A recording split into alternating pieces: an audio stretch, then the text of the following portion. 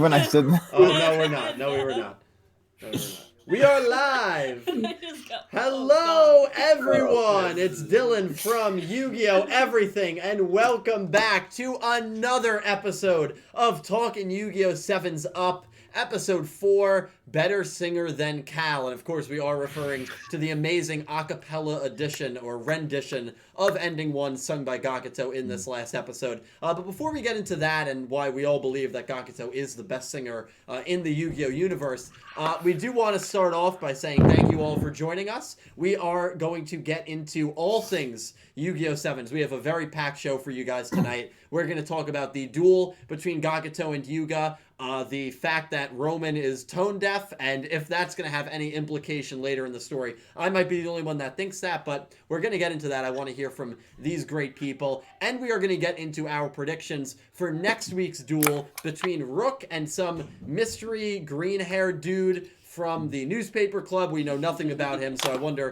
who we will be picking, but we are going to get into all of that, and I am joined, as always, by Kate. Kate, thank you for coming. And do you guys want to go around the horn, quickly introduce yourselves? I'm the best singer here, Cal. Pete. Nick T. Thank you, guys. I'm not gonna entertain. No, you can't even go down that road. That's a 30-minute conversation. Thank you guys very much for coming on, as always, and I'm excited to hear what you guys had to say about the episode. I do want to thank everyone for getting here early, and I do always like a quick roll call for everyone here. So big thank you to Emma Strutton, Aura Dragon, Cameron Stein, Jack Rhodes, Jarrett Brewell, Charizard Ranger, Brian Ford, Taker Napper, Shadow Rumsey, Alpha Strike TCG, TNX Rail, Colin Cleaves, Corey McGivney, I apologize, Endorsed Vampire, Davis Enos, Wade Wilkinson, Lord Boros. Thank you guys so much all for coming bright and early. We have a lot to get into, and I actually really don't have too much to say myself. So I want to start with one of you guys. What did you guys think about episode 4? Pretty much the final introductory episode, I would say. The final around the core 4 group duel. Now that we've had Yuga versus Rook, Yuga versus Roman, and Yuga versus Gakuto, the dueling matchups are going to become a little more varied. I think the plot is going to maybe progress a little more now that we are out of the early introductory grind like you get with a lot of anime and a lot of Yu-Gi-Oh! Shows especially. So I'm just going to start Nick T. You really liked Gakuto. This episode was filled with comedic gags and humor. So of course. And honestly, I thought it was actually one of the funnier episodes. But what did you think of the episode and your boy Gakuto? So I do want to preface it with I did actually like episode 3 more than I liked this episode. However, I really did enjoy it. I think it showcased Gakuto's not only his character very well, but like his sort of inner conflict with like wanting to hang out with his like newfound friends and, you know, participate with all that, as well as, you know, have to take care of his presidential duties. But I think there was a lot to like. You know, there was a lot of slice of life like comedy. You got some like cool I think Gakuto like really showcased some cool cards. Like his ace was pretty sick, and like I was actually really into the whole costume with like having his like vice president and secretary handle the cards for him. Yeah. There was something like really boss about it. Yeah. Really like. So it was so extra. It really was. But it that's was very Gakuto, extra. So it fit his character really well. Right. I want to say the episode wasn't exactly what I expected, because I feel like not necessarily like in a negative way, but like the fact that they're like, oh yeah, like they sort of shoehorned the bet in, like also you have to resign as president. Like he like it was a quick like aside that was like, oh yeah, sure, and then like immediately he like wins another election. So like it really, there was like the stakes were like lower than low, which I didn't love. Like I figured the stakes in the show weren't going to be that high, right? Because it's kids, it's whatever. Very early on, especially this early on. But like this was lower than low. Like there were like negative stakes. So that I didn't love, but like it. As a whole, I really did enjoy the show. I like how it showcased Gakuto. I think it really, I mean, of course, I already loved him, but I think it only made him more likable to the general audience. Yeah, that's fair. And there is a theme very early on with, I like how you bring that up, with the stakes and YuGiOh Sevens, whereas in Yu-Gi-Oh! Vrains, we're coming off of Yu-Gi-Oh! Where every duel, almost every duel, had either life or death stakes or Ignis stakes, which was pretty much, to a degree, life or death for the Ignis character. Sure. And Yu-Gi-Oh! Sevens, stakes, they're already kind of setting the mark early that stakes, especially, again, in the very early going, really don't matter. Because remember, the stakes of the very first duel between Yuga and Rook, we thought, okay, well, if Yuga loses, rush duels aren't going to get out. They're not going to become this popular thing. But they did, and right. it didn't matter. So the stakes in hindsight, completely irrelevant. And now we have a duel between Yuga and Gakuto where if Gakuto loses, he's not going to be the school president anymore, but that turns out to be completely irrelevant either. Yeah. So if you were... Because I know with me, the consistent, and as much as I like Vrains, the consistent life or death stakes in almost every single duel, whether it be the direct human characters or their Ignis, got a little tiring after a while because it made the duels very predictable. So I feel like in a way, it's kind of a breath of fresh air early on, where the stakes, it doesn't really matter that much to me if Gakuto remained school president or not. Well, that's exactly my point, I think. The fact that like it didn't really matter to me or to the ongoing of the show whether he remained or not. So like why make him get it taken away and then give it back like immediately? Yeah, I guess it was for comedic purposes. It was for comedic and it was funny, but I was like a little pointless. Unnecessary. Yeah, that's fair. That's fair. Yeah. But, as a whole, really liked the episode. Loves Gakuto. That was it Comet? No, what was his name? Oh, the VP. Oh, Kaizo, the robot? No, the card, his ace. Oh, Yame Ruler. Yame Ruler, yep. Very cool card. Yeah, it was a cool card. Pete, you had the complete opposite feeling of Gakuto in the early stages of Nick T. So I'm very interested to hear your thoughts on this episode. I actually liked the episode. I thought it was pretty good. Episode 3 for me is kind of far and above what this episode was. I just thought even episode 3 was way more comedic than this episode. And maybe just because that was more my type of humor than this was. I thought this episode did a great job of not really humor-wise, but ingratiating people like me who weren't the biggest fan of Gakuto in understanding the other sides of his personality and his duties and what he is. And so I really enjoyed that. I mean, for someone who's in middle school, I thought it was kind of messed up that like he has that many responsibilities. And so you could see why he's so strict and straight line and needs to be to the point, because he, even at the beginning of the episodes, he sees himself starting to drift, and that's why he like shuts down Yuga and Rook and like, hey, I can't hang out with you anymore. Like we can't do this because I'm neglecting my responsibilities, which shows him as a person, as a kid that young, that he is that concerned with making sure his job is done. I mean, I think one of the funny things was when the crowd was like chasing him with all like his duties, someone I think shouted like, I need you to help me fix the roof. I'm like, how is this a middle schooler's responsibility? I completely, there are so many moments comedic wise that like you miss if you watch the episode once. I didn't even catch that moment. Yeah. And I was like, how is that his responsibility whatsoever? Like, it's ridiculous. Like, oh, someone doesn't show up to the rugby team, huh? I gotta fill in there now. Like, these are way outside the line of his responsibilities. So I thought it was a good job for that. And I like the duel. Duel was cool too. Yeah. Can we talk about how he absolutely crushed the rugby, by the way? He was killing it. He did great. Well, when I saw that scene, I was like, Pete might actually respect Gakuto a little bit because, like, he's not just some, like, wimpy, complaining, like, nerd. He did a great job. Like, that definitely surprised me. To play rugby, man, you got to have some kahunas downstairs. We know that. So and he looked like he was killing everyone. Like, he was running right past them. It was great. Duking him out. Yeah, I mean, it really was. I mean, it's a vicious sport. It really is. So exactly. Cal, as someone who's played rugby before, how'd you feel about that? Cal, what were your thoughts, man? What are your thoughts? I forgot about that, honestly. So I've never played rugby before. There was a Middletown rugby team. There wasn't. Just to clarify. Yeah, Cal was not on that. No.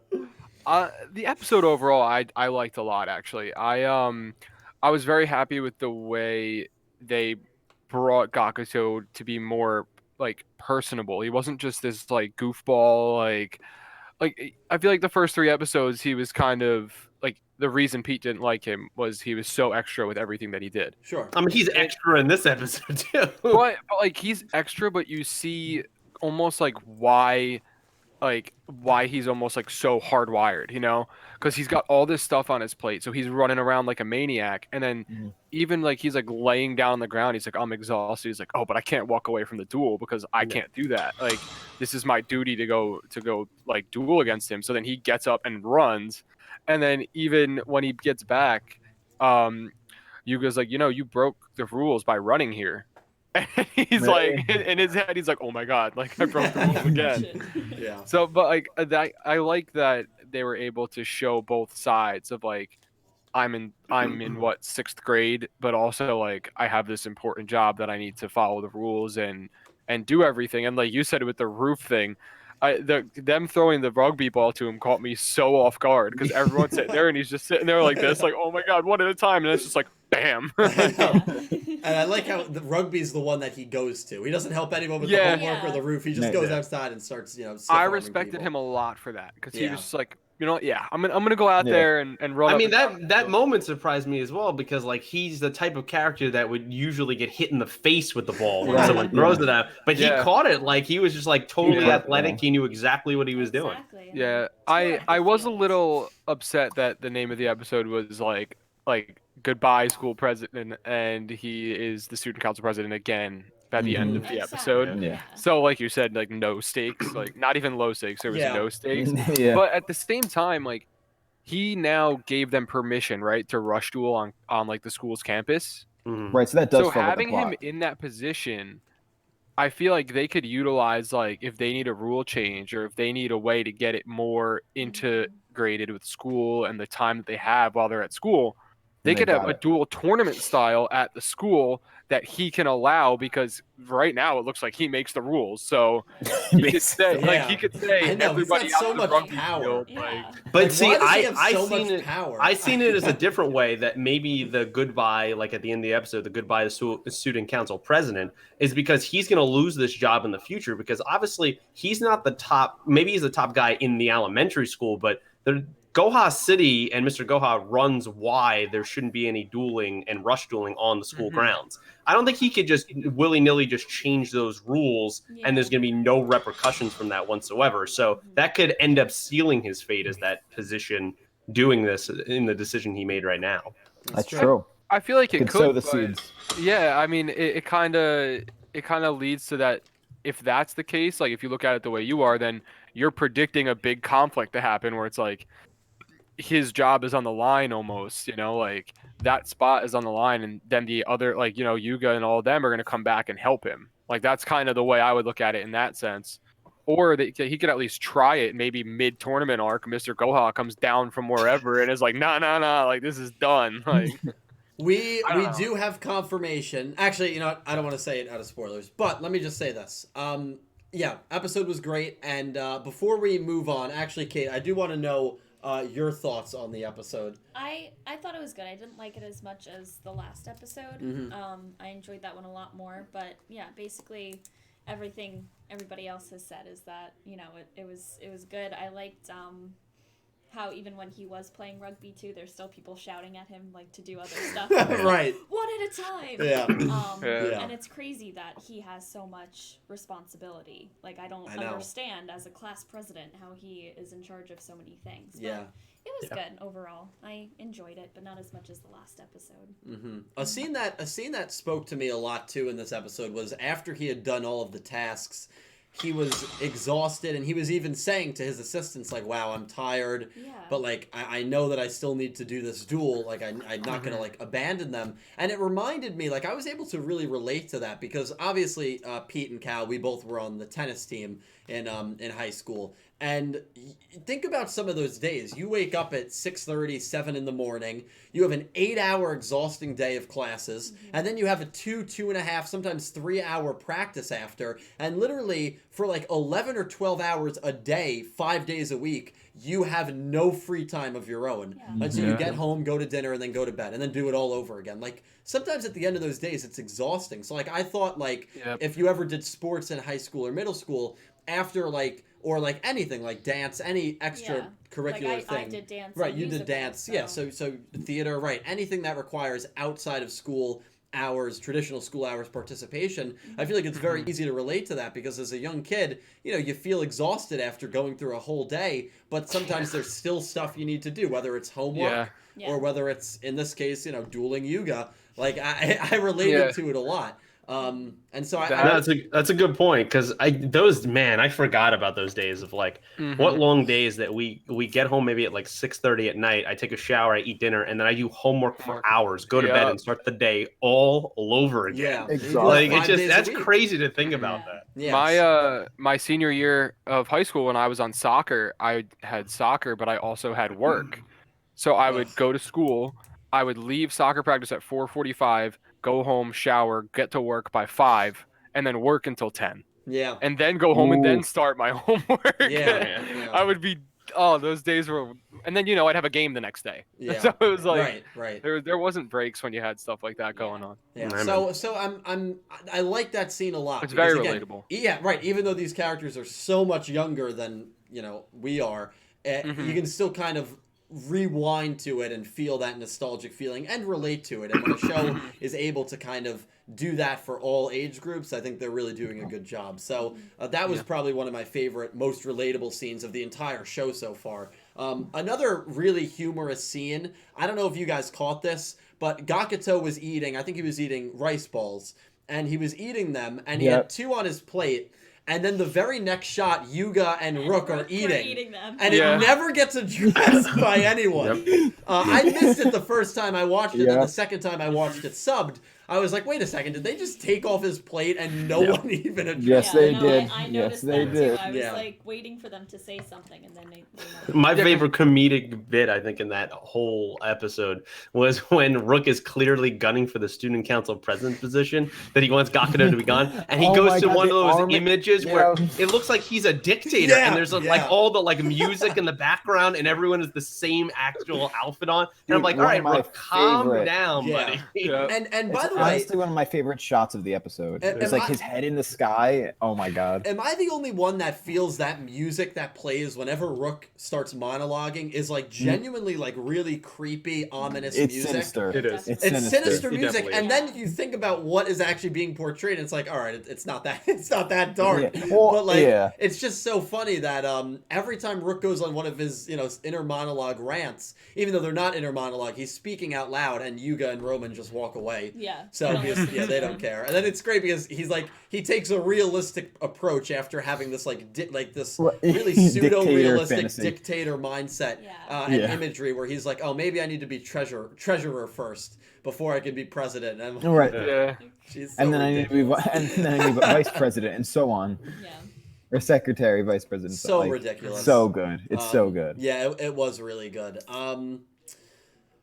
We are going to get into, do we have any super chats?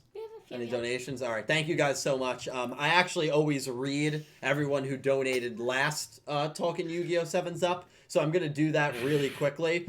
So big thank you to Seriously Orion, Kaiju Connoisseur, Tyler Schmidt, Sean Gilbride, Nicholas Horton, Latrell Smith, Rex Kentrix, Goosey Q, Brian Ford, Yuto, MVP Tomahawk, Aura Dragon 1, Legendary Duels, Arcia, Osbarb, Lightning Liz, KP, Hussein Yusuf, Bam 255019, John Roy, Davis Enos, Otis Cunningham, TNX Rail, Rin Sasori, Church of Flapple, and thank you to Anonymous Anime Lover who donated a significant amount. So thank you to everyone who donates, watches. I mean, you guys really do breathe life into the channel, so thank you. And it's a great way to hear what you guys are thinking about the episode. But even if you don't donate, I always go back and I always read the chat, so let us know your thoughts regardless. I want to, before we get into a few donations, I want to talk about Roman really quickly.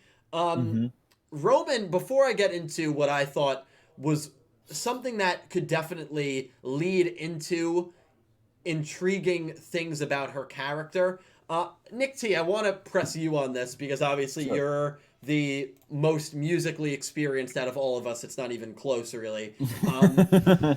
Growing up, I feel like there's a pretty, even people that can sing, I feel like singing is the one thing that people become very, very shy about, even if they're good singers. And I thought that was another thing that this episode really nailed well and executed well. how shy Roman was, even though she clearly has no problem performing in front of people, posting YouTube videos that get viewed by thousands and thousands of people. Yeah. But when it came to legitimately singing in front of a camera, she became very, very not humiliated. She became very embarrassed. Yeah. And like, no, I'm not doing that. Speak to that a little bit. Was there any realism for you there? Oh, 100%. I mean, like, even for people that like whose main instrument is singing, like when you're put on the spot, it's like, oh, like sing for me. It's like, well, no. It's just like it's not gonna happen. And then you put like your main instrument being something else in the mix, and it's just like, no, like that's not my position in the band. I can't do that, even if they can. I mean, that's why I was a little pressed when you were like, oh, like Roman's like tone deaf. I'm like, she's clearly not tone deaf. She's just embarrassed to sing because one, that's not her job in the band, and two, asking anyone to sing on the spot is gonna like lead to some like stage fright. It's just totally natural. Okay, so I'm glad you brought up the tone deaf. I'm really glad you brought up the tone deaf. Ballin made that in. No, we didn't. Definitely did not. Yeah. So I'm glad you brought up the tone deaf because this was something that I thought was very interesting in the episode that I'm sure some of you probably who have watched my review already know what I'm talking about, and others that are going to hear this maybe for the second time or for the first time are going to say, no, I didn't think anything of it. YuGiOh Sevens has done a lot of things very subtly, and when they do things subtly, I feel like a lot of times it does get addressed. Roman being creepy in episode 1 got addressed literally 2 episodes later. Her bad name being Roa Roman, we know now there's a character named Roa Kirishima. We learned that a little later on in the show. Probably the singer. Now, when the phrase tone deaf was first brought up, we had Gakuto singing absolutely horrifically. Gakuto was singing, and Kaizo the robot says, oh man, he's completely tone deaf. And then we get a focused shot of Roman for about a second where Roman looks very surprised that the term tone deaf was stated. And I thought that was a little strange because it clearly was her reaction to the word tone deaf being thrown in. Maybe it didn't mean too much, but then it happens a little later on. And either they're making the same joke twice in a 3-minute span, or it's a little deeper than that. Because a little later on, Roman, Rook, and Yuga are watching the YouTube video of them promoting Rush Duels, and Rook says something about how he wants Yuga to sing, or not Yuga, Roman to sing, and Roman's like, I told you I'm not a singer, and Yuga, in a very teasing manner, in an innocent manner, is like, oh, maybe it turns out that you're tone deaf too. And Roman, at that point, hearing the phrase again, stands up and literally walks away. And then she turns around saying, obviously I'm not. Yeah, and says that's not it. And then we lose focus on that. Did any of you guys think, or maybe after hearing me say it, and anyone in the chat, do any of you guys think that could play in to the show a little later on? That maybe her and her brother aren't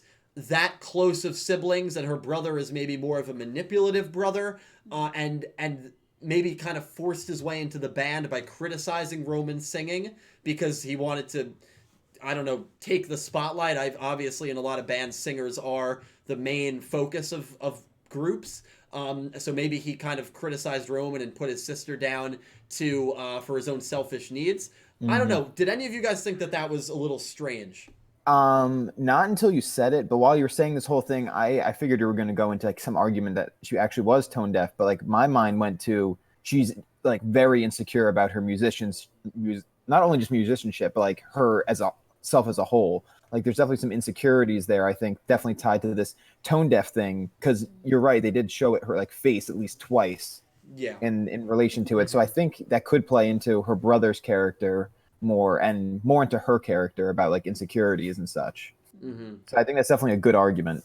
Yeah, because I noticed that there were 2 different reaction shots that were focused on her when that phrase was brought up. And again, that one shot that we had in the opening was her crying in a dark room with her guitar next to her, maybe symbolizing that she's upset based on something that has to do with her performing, and that could be the singing, and maybe her brother had said some words to her, and I maybe not, I really don't know. Maybe it's just an insecurity thing. Pete, do you make anything of it?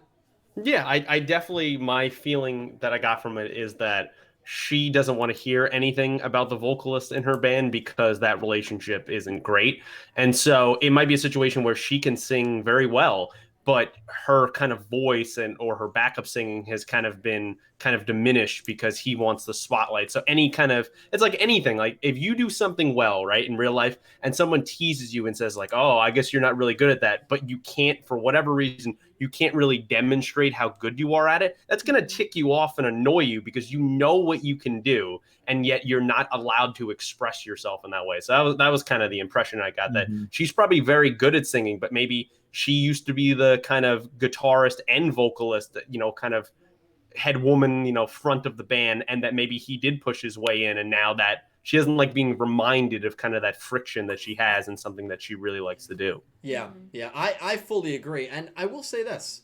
I don't know how good her relationship is with her brother. It could be a very good relationship, but based on early things, like, yes, she's spying for him, but maybe she's just doing that out of pressure that her brother put on her. Maybe she feels some sort of obligation because it is her brother. But every shot that we got in the opening and in the ending that Roman was in, besides the one where she's crying, she's obviously enjoying life and hanging out with this group. Her brother is not in any of those shots. And just because they're in a band, Nick T, you could probably speak to this in real life on so many different occasions you've had. Just because you're in a band does not mean you get along with your bandmates. Oh no, not always. So that's not a reason why they definitely get along. I mean, bandmates can hate each other and still go on tour and create music. That happens quite often. Calibro, do you make anything of this, or do you think it's just over analyzing?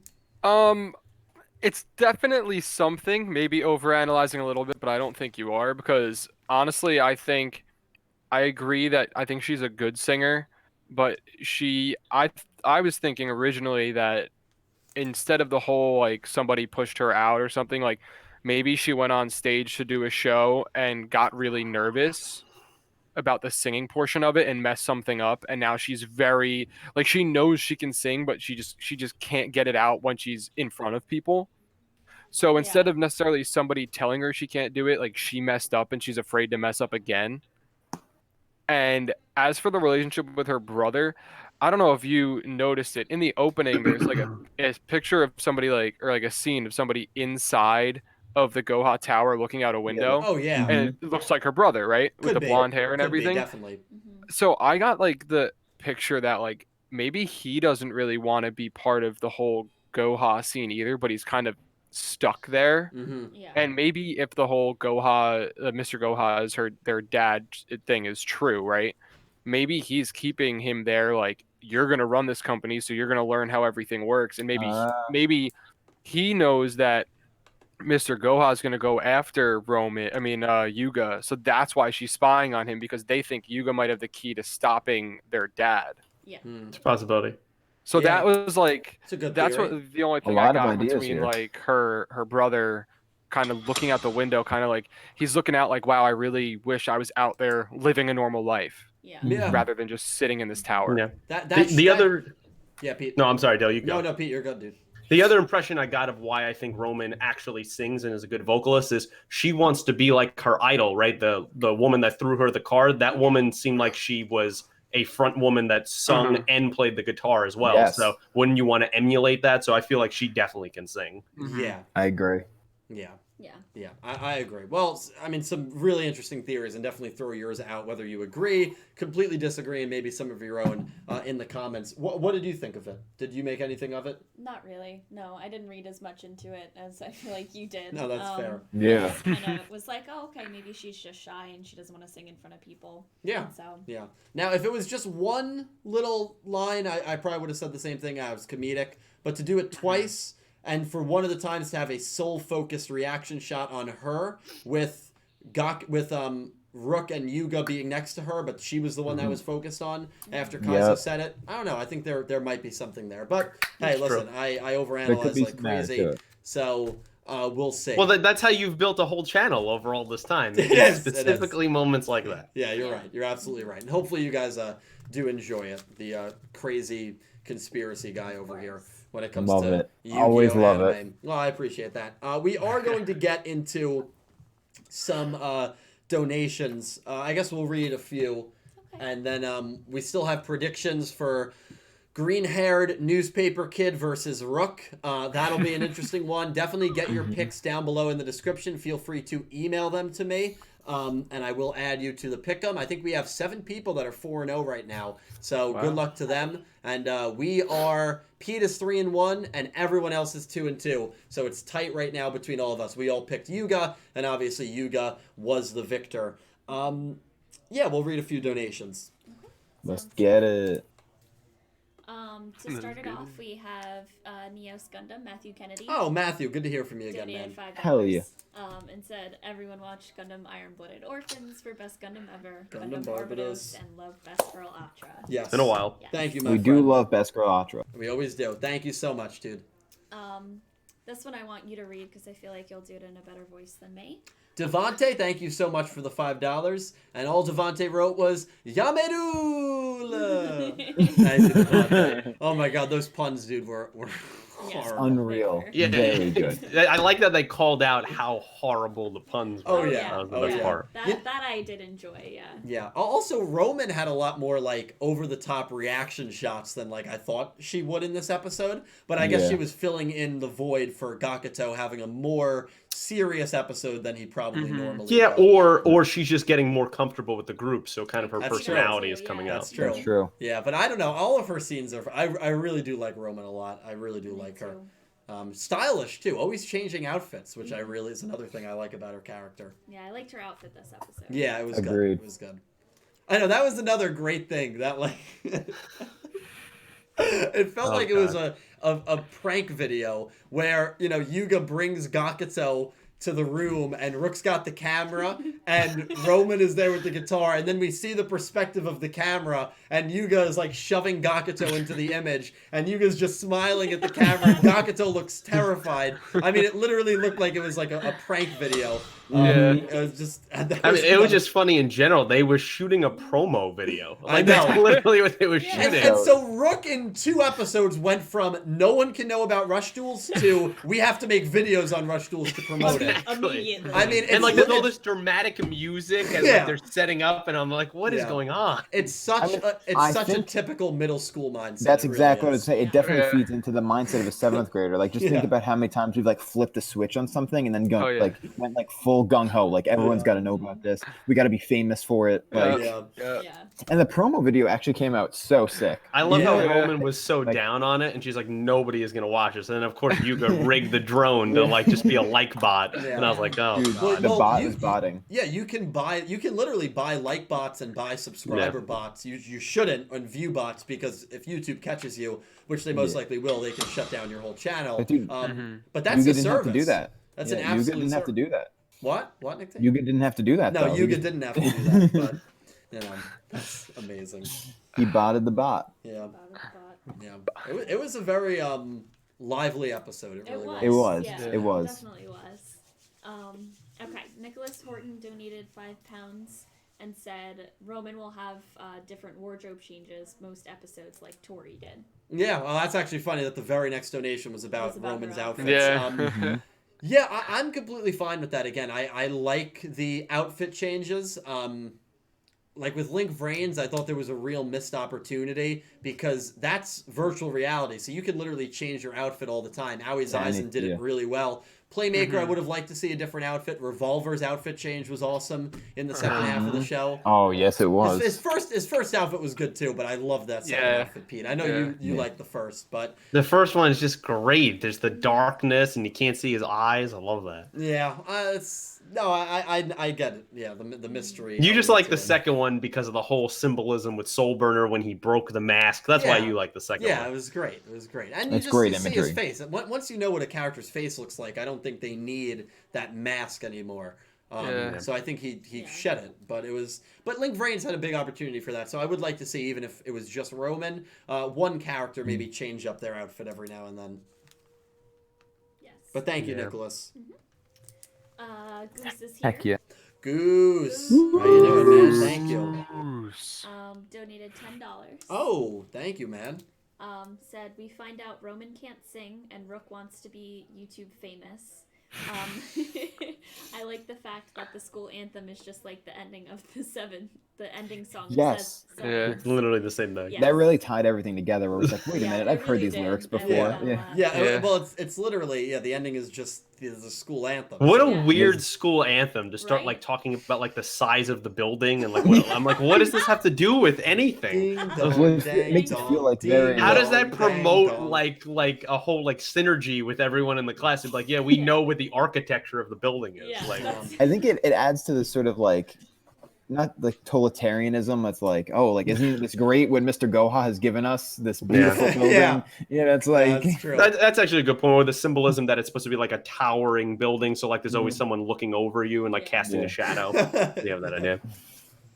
I love it's, it. man. it's actually kind of scary. Well, it's kind of it speaks though to like what's that song that like is sung by so many kids, but it's actually a really horrifying. A lot of them. Ring Around the Rosie. Ring Around the Yeah. Rosie. Yes, That's about yes. people dying from the Dying. Black Yeah. Plague, isn't it? Yeah. Yeah. And when London you Bridge. and when you you think of those songs, I think of like a choir of like elementary school kids singing them. Yeah. So Yeah, that's but about death. yeah, exactly. So that theme could just be a play on not most, but a few popular kids' themes that are like really have this like darker meaning to it. So Yeah.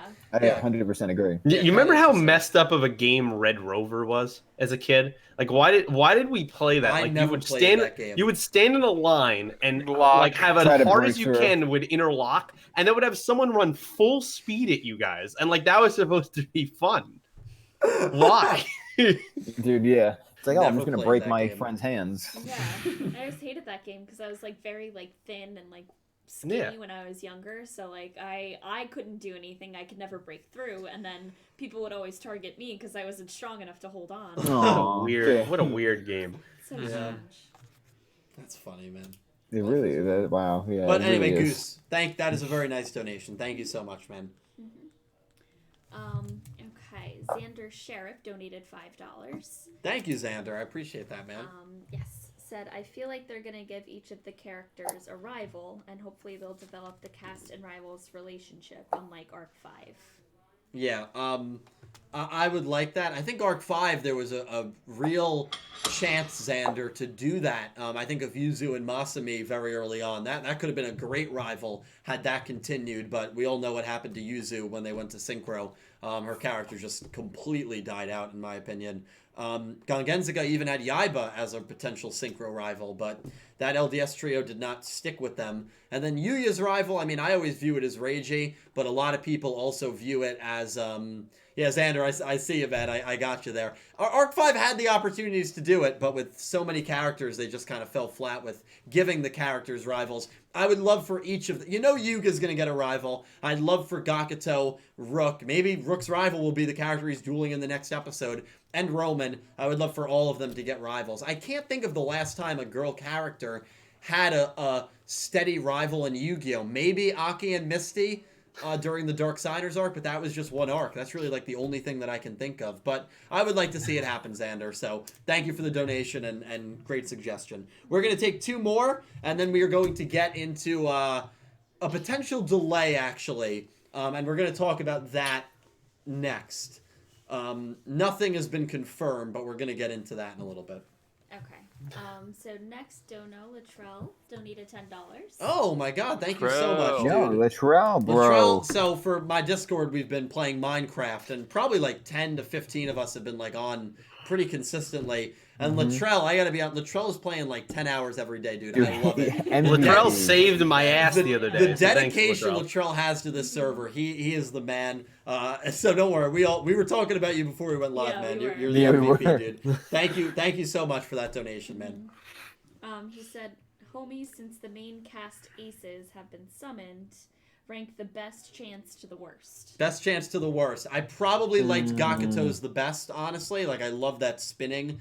I do agree. Yeah, that animation was really solid. Probably Rooks, then Romans, then Yugas. I'm not that big of a fan of Yugas.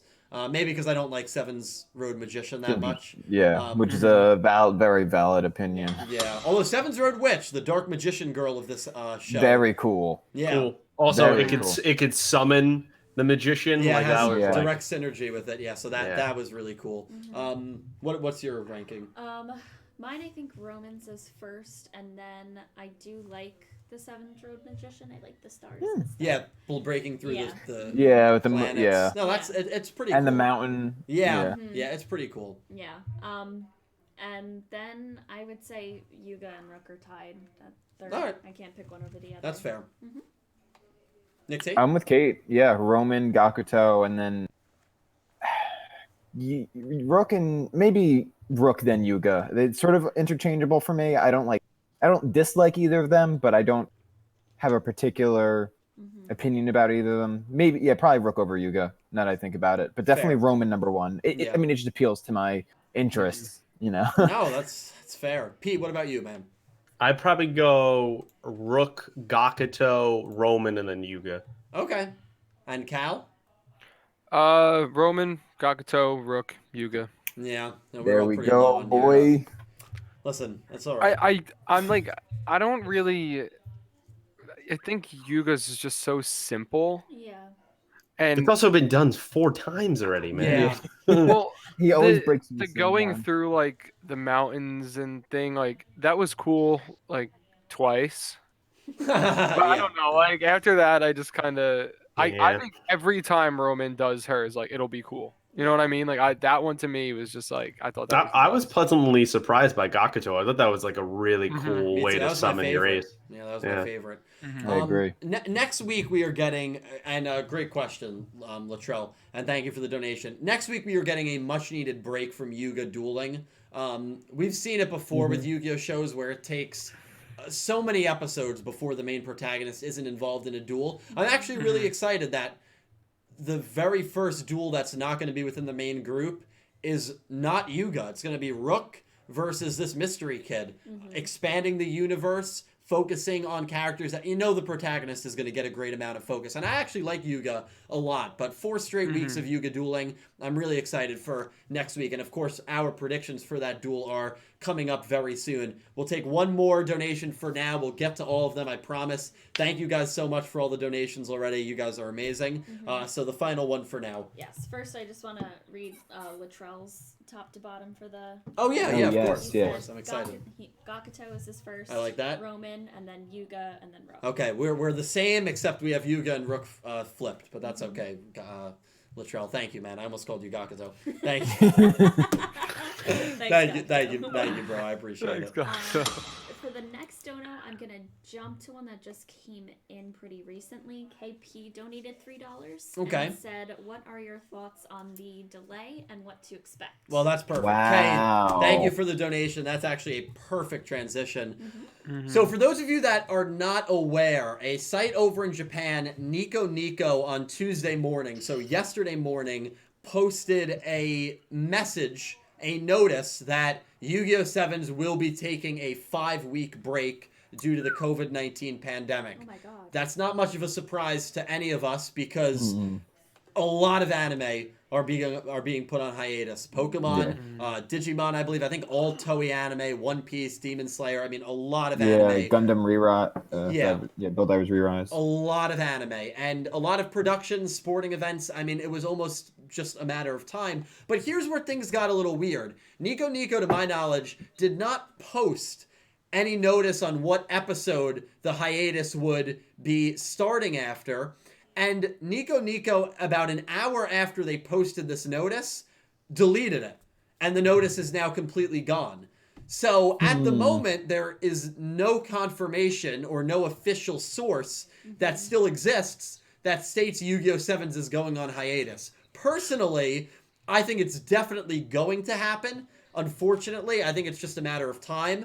And especially because I know Japan I think they extended Japan did something today that was not great news in terms of beating the virus. I think they declared I don't know if it's a state of emergency or something over in. Something I saw is that they started opening stuff back up, and now their numbers are back increasing. Yeah, which is which is what we expect. Yeah, Japan dodged it very early on, which is kind of surprising because obviously they're close proximity to China. And Korea. Yeah. But it seems like they've kind of had a really big explosion recently. So obviously the workers, the animators, the voice actors, the writers, their health and safety comes first and foremost. Obviously, it's not even debatable. So if they have to take a hiatus, they have to take a hiatus. It stinks, but it's necessary. But at the moment, there's no confirmation that that's happening. What do you guys think of that? Do you think that it's going to happen after? We know episode 5 is definitely happening. We don't know anything after that. Do you guys think episode 5 will be the last one? Do you think they'll air a few more? Do you think maybe they'll somehow be able to avoid going on hiatus? What are your guys' thoughts on it? Not going to avoid going on hiatus. I think that's inevitable. It is. I did see a couple people in chat say that episode 5 is set for June 5th, according to the Yu-Gi-Oh wiki. I don't know where episode you would 5. see Episode that. 5 is in 2 days. That's what I saw in scrolling through chat. The Yu-Gi-Oh Calvin, wiki stop also lying, said bro. Revolver and Lightning Drew, but let me just fact check that. Exactly. Yeah. They said what about that? Oh Duel? yeah, Charizard Ranger did say that. Said that it was a draw, I think, but It's Lightning still, won. it's still Oh, something. Yeah, YuGiOh Sevens episode 5 still says May 2nd, according to So what about Wikipedia. 6? Let me take a look at 6. But as I look that up, you can. What if they meant more that the episode hiatus, they made episodes up to June, the beginning of June, and so then maybe we'll get up to 8 or 9 episodes, and then that'll be our hiatus. that could- Maybe. Well, maybe. Episode, Yeah. episode 6 does not have a Wikipedia page because we know nothing about episode 6. We don't know anything about it. Okay. I think that regardless, it'll probably be in the next coming weeks. You said this next episode is definite, which I can see that. Yeah, That's, 2 days. Yeah. Yeah, it's reasonable. But I think maybe you have this week, you have next week, and then maybe could be after it. that, start a 5-week hiatus until like the end of June, maybe an extra week into July, and then you come back there. Or see what happens. And then come Yeah, back. because like, I know it's unrelated to the question itself entirely with the delay, but like around here, like our parks and stuff are opening, and I think in the same thing, it's like when stuff's going to start opening, it's going to get worse and everything's going to close down again, and that's just going to delay everything else. So I think it's inevitable it's going to get delayed, and it's probably going to be within a month, which I think is a big time span, but like within a month for sure. Yeah. To say it's even though it is a big time span, that's really within 3 episodes. So it's not like we're getting very far within that month. So I think that's a fair estimate. Definitely a fair estimate. Because they could have a couple done already, so they could at least play them. Yeah. I agree. I would like to think that it can be avoided, but I don't I think the precedent has already been set. No show is saying like, oh, we can beat this. Like even Re-Rise, like Toei. now Toei is they a jumped on massive it. Toei animation entirely, studio, exactly. So it's like no one's gonna try to avoid it. The precedent's been set. People are delaying. It's gonna happen. Yeah, Pete. Yeah, I think I asked in episode 0, I posed the question of what do you guys think that when this inevitably gets delayed? So it's no surprise to me whatsoever. My question is like, how far do they usually make episodes in advance? Yeah. Because does that mean that they have like 6, 7, and 8 done, and their hiatus is now, but those episodes are already they're scheduled to go out? So like, maybe that's why the post was taken down, because they wanted to frame it in more of a kind of like a authentic PR kind of way, and someone kind of rushed out what they wanted to say, and they wanted to make the message more clear. So that's why somebody probably called up and was like, yeah, you better take that message down right now. And so that's why it got removed. Yeah, I agree. You think it's getting delayed, Kate? I do think it's getting delayed, but I think we might have a couple more weeks of episodes before that does happen. Okay. That's how I feel about it. I feel like at least halfway through May we'll get into. Yeah. Maybe the next 2 or 3 weeks we'll have episodes, including this Friday. But after that, it's definitely. Yeah, I think it's happened. I think that we're definitely getting through episode 5. We'll see if we get a cast list for episode 6. We'll know that literally in like 36 hours. I think we're going to get through episode 6, which will air on May 9th, and then we'll get a delay. Because they probably have like maybe through episode 11 or 12 done in terms of episodes. But this is something you do not want to do if you're an animation studio. At least I can't imagine you'd want to do it. Let's say, all right, everyone's at home. No one can work. But what we're going to do is we're going to air all the episodes that we've already made, that we have on backlog. So now you're not working on the show. Episode 12 airs. You have nothing done. And now when the hiatus ends and you get back to work, you're going to have to still work for weeks to catch up on backlog. So even if they have like production fully done through episodes like 10, 11, 12, I don't think they're going to strain their resources if they can't continue to work and keep that kind of schedule. Because then if you want to make any last-second changes, you can't. And that's why, look at Vrains. Look at the issues they had. They clearly were not ready to go. And we had 4 recap episodes in like an 18-episode span. So it's just too risky, I think, even if you have episodes done. I think after that's a great point. Yeah, I think after episode 6, they're cutting it out. Yeah, because maybe that way they can control it, right? So maybe episode 6 has like a cool cliffhanger or a great character introduction. To be like, all right, perfect place to stop. Even though we have 4 episodes more, when this hiatus kind of ends, we're going in and we're starting production. But now we don't have to hold people up and be like, oh, what do you mean you guys are back to work? The show should start immediately. All right, well, we're already done. Here's a month of episodes while we're making the new one. So that's a great point. Yeah. So that's why I think it's inevitable, even because I know there's a lot of people that say, well, maybe they have through episode 14 done. I don't think they would. I don't think they would air all those episodes and then hopefully by episode 12 we can get back in the office. Yeah, and even if that happens, now you're only 2 weeks ahead of production instead of your comfortable 2 months ahead of production. I just think it's a really dangerous business decision for any sort of studio to make, especially when you just take a quick look in the rearview mirror at what happened to Vrains early on. I don't think it's going to happen that way. I think just by stating the 5 weeks, that means they have 5 episodes sitting in the bank waiting. Like they're kind of just sitting, if they take 5 weeks off, right? And they come back in after that, the episodes start again, but it's okay because those 5 weeks they took off, they still have the same time frame. Yeah, you know what I mean? Exactly. To get the next stuff out. They're in a rough situation though, because they don't have the pedigree that like a Studio Gallop had, and they don't have that long history. And so they're in a situation where they're a relatively new studio, especially to this kind of property, this genre. And so now this is going to be an issue where a lot of people, that are not us and not doing a YuGiOh Everything channel, they could forget about this show only 5-6 episodes in. So you're going to have to do a lot of back work and like PR and commercials to make sure you kind of rev up kind of the interest in the show once you're starting back up. Because you can run into a situation that, even though it's drastically different, you look at something here in America in sports, right? The XFL had a whole launching program, right? And that this was going to be the year to start. And then this entire COVID situation has ruined them completely, where they're probably dead forever. And so like that is an issue where you have to watch as someone who does not have a long track record and you're relatively new to the game in terms of, let's say, just making anime and making this big of an anime in YuGiOh. They have to be really careful how they manage the situation. They won't lose steam this early in. No, absolutely. I agree with that.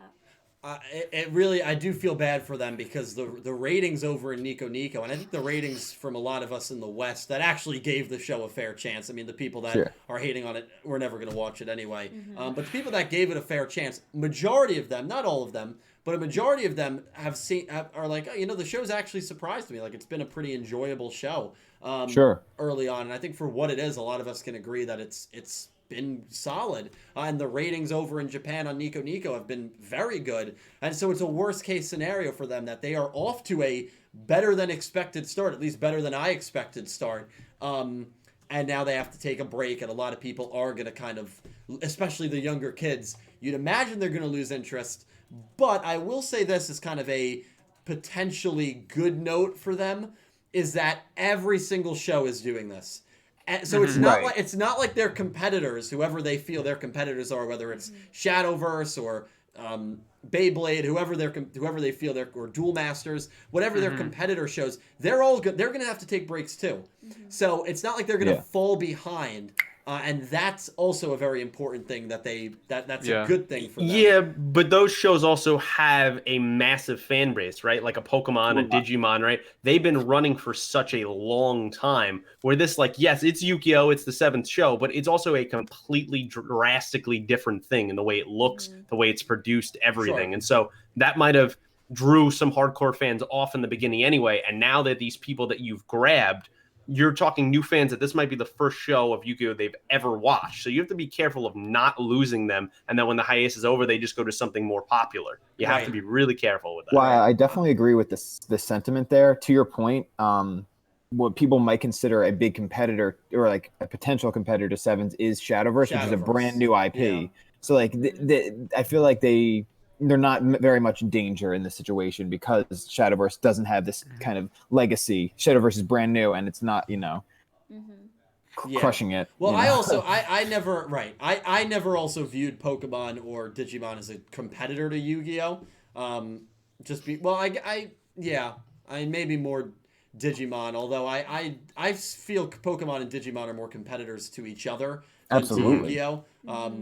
That's just they both have monsters in the name, bro. Yeah, that's just how I've always viewed it. But it'll be interesting to see what happens. It really will be. Either way, though, unfortunately, you heard it here probably first that YuGiOh Sevens is almost undoubtedly going on hiatus in the very near future. But yes, I will make a video as soon as it gets confirmed and officially announced. But we do have predictions to make for next episode. We know that episode 5 is airing in 2 nights, and we have to choose between Rook and this green-haired kid. I'm actually going to Rook and that green-haired guy. That green-haired guy. Whose That name guy. we still don't know. That green gentleman. I believe. Well, is it guy or girl? Is it confirmed it's a guy? No, they, them. Yes. We don't know. Here is the image that we have of him. So that is, you guys can probably see on your screen. It's Spectre after he dyed his hair. I gotta be honest, he looks like the most sinister character we have gotten in YuGiOh Sevens. And I will post another image of a character that I think is different. Maybe the sister of this character, or maybe it is, but this character looks like a girl, not a guy. But here's the 2 new characters that we have in the preview, and obviously you guys can see. It looks like, to me, it looks like a guy that's dueling. It looks like a girl who's to the left. But I don't know. Looks like they're wearing the same thing, though. Yeah, it's definitely just different shots, different angles of the same person. I'm pretty sure It's got to be the same person, right? Yes. Yeah. I mean, we have 3 new characters, though, in this episode. So Well, those So are we could the have 3 siblings. in the preview. There's the green person and 2 other people, aren't there? maybe. I didn't see that preview. I've only seen the preview images. But Preview you could what? be right. The images. Pictures. No, I'm talking about like at the end of the episode that we watched. Yeah, there was a preview. I didn't watch it. Oh, okay. Yeah, these shots weren't in the preview. I think they're probably the same, but a few people don't think they're the same. So I guess we'll find out soon. But either way, Yeah. the kid dueling, most likely the one in the middle here, is going to be the kid that Rook is going up against. And we are going to be choosing. And if you guys want to choose, of course, you guys can pick down below as well. Just email them to me. Email your pick, Rook, green-haired kid, draw/no result. And we are going to type in our picks to the Discord. Right now. There we go. We're gonna type in our picks, but we are Dude, going I don't know, bro. go Neither to. do I. Okay, we'll do a few donations. Okay. And we'll think about it. So we're gonna do. I don't think any thinking about it is gonna help me. I'm just gonna go with my gut. You gotta. I think We're I'm putting just you on gonna the pick spot. one. Just type something in there. It's hard, man. I gotta be honest. Yeah, It's because hard. like it's rough because we know absolutely nothing about Yeah. who that is. Yeah, and that Nixie, guy- you want me to help you So- out? You want me to help Yes. you out, dude? Yeah, Just pick do. Yuga, dude. Just write that down below. I'm good, right. I mean, it hasn't let me down before. You know what? Roman's gonna win this time. Yeah, Robert. Yeah. There you go. Listen, Kaizo. I genuinely, I'm not 100% sure. I'm not confident on this one. As confident as I was on the last two. It could go like really either way, I think, and that's the danger. You know, it's Right. just that the character, obviously, that they're showing in the preview is not a joke character. No. No, clearly not. No. And what also kind of concerns me a little bit is, let me show you the image for Rook that's also in It's the just shot. hard because we don't know anything about the green-haired Yeah, he looks character. terrifying. We don't. Nothing. And Rook, and you know, it doesn't mean that he's going to lose or anything, but looks- Rook in the shot, you can see, Yeah. looks, He I is would shocked, say right. overwhelmed and shocked. Yeah. Maybe that this kid is going to be as good as he is. Right. But so as to much be as, fair, listen, I love Rook, but I don't know, man. I don't know. I mean, to be fair, how many times have we seen the protagonist make that face and then just like the turn it protagonist, around? but this is not the protagonist. Fair. I mean, any character. And yes, really. he beat Yuga, so in the power structure, he's at the top. But I don't know, man. I think this is. I would not be surprised if Rook lost. But we are going to make our formal predictions. It's such a hard prediction. I just it's- wish it's I knew tougher about than the I other think, character. Yeah. Yeah, it's tough. But anyway, we'll read a few. Okay. All right, let's do that. Electric Kevin donated $5. Oh, thank you, man. Said, was in the minority that I really liked Sevens ever since the announcement. Glad to see people enjoying Sevens now as well. That's what's Also, up, my dude. Yeah, absolutely. Thank you for the support, man. I'm glad you're enjoying the show. I think a lot of us are, and appreciate the donation. And he said also first time donating, so thank you. Oh, Kevin, thank you so much, wow. man. Cool. Thank you. Welcome, friend. And based on that currency, I believe Kevin is from Aussie land, so that is amazing. I love Aussie He has land. to say it. He I can't have not to say it. I do have to say Aussie land every video. But thank you so much, Kevin. Seriously, I do appreciate it. Salts the whole country. No, what do you mean? Every time.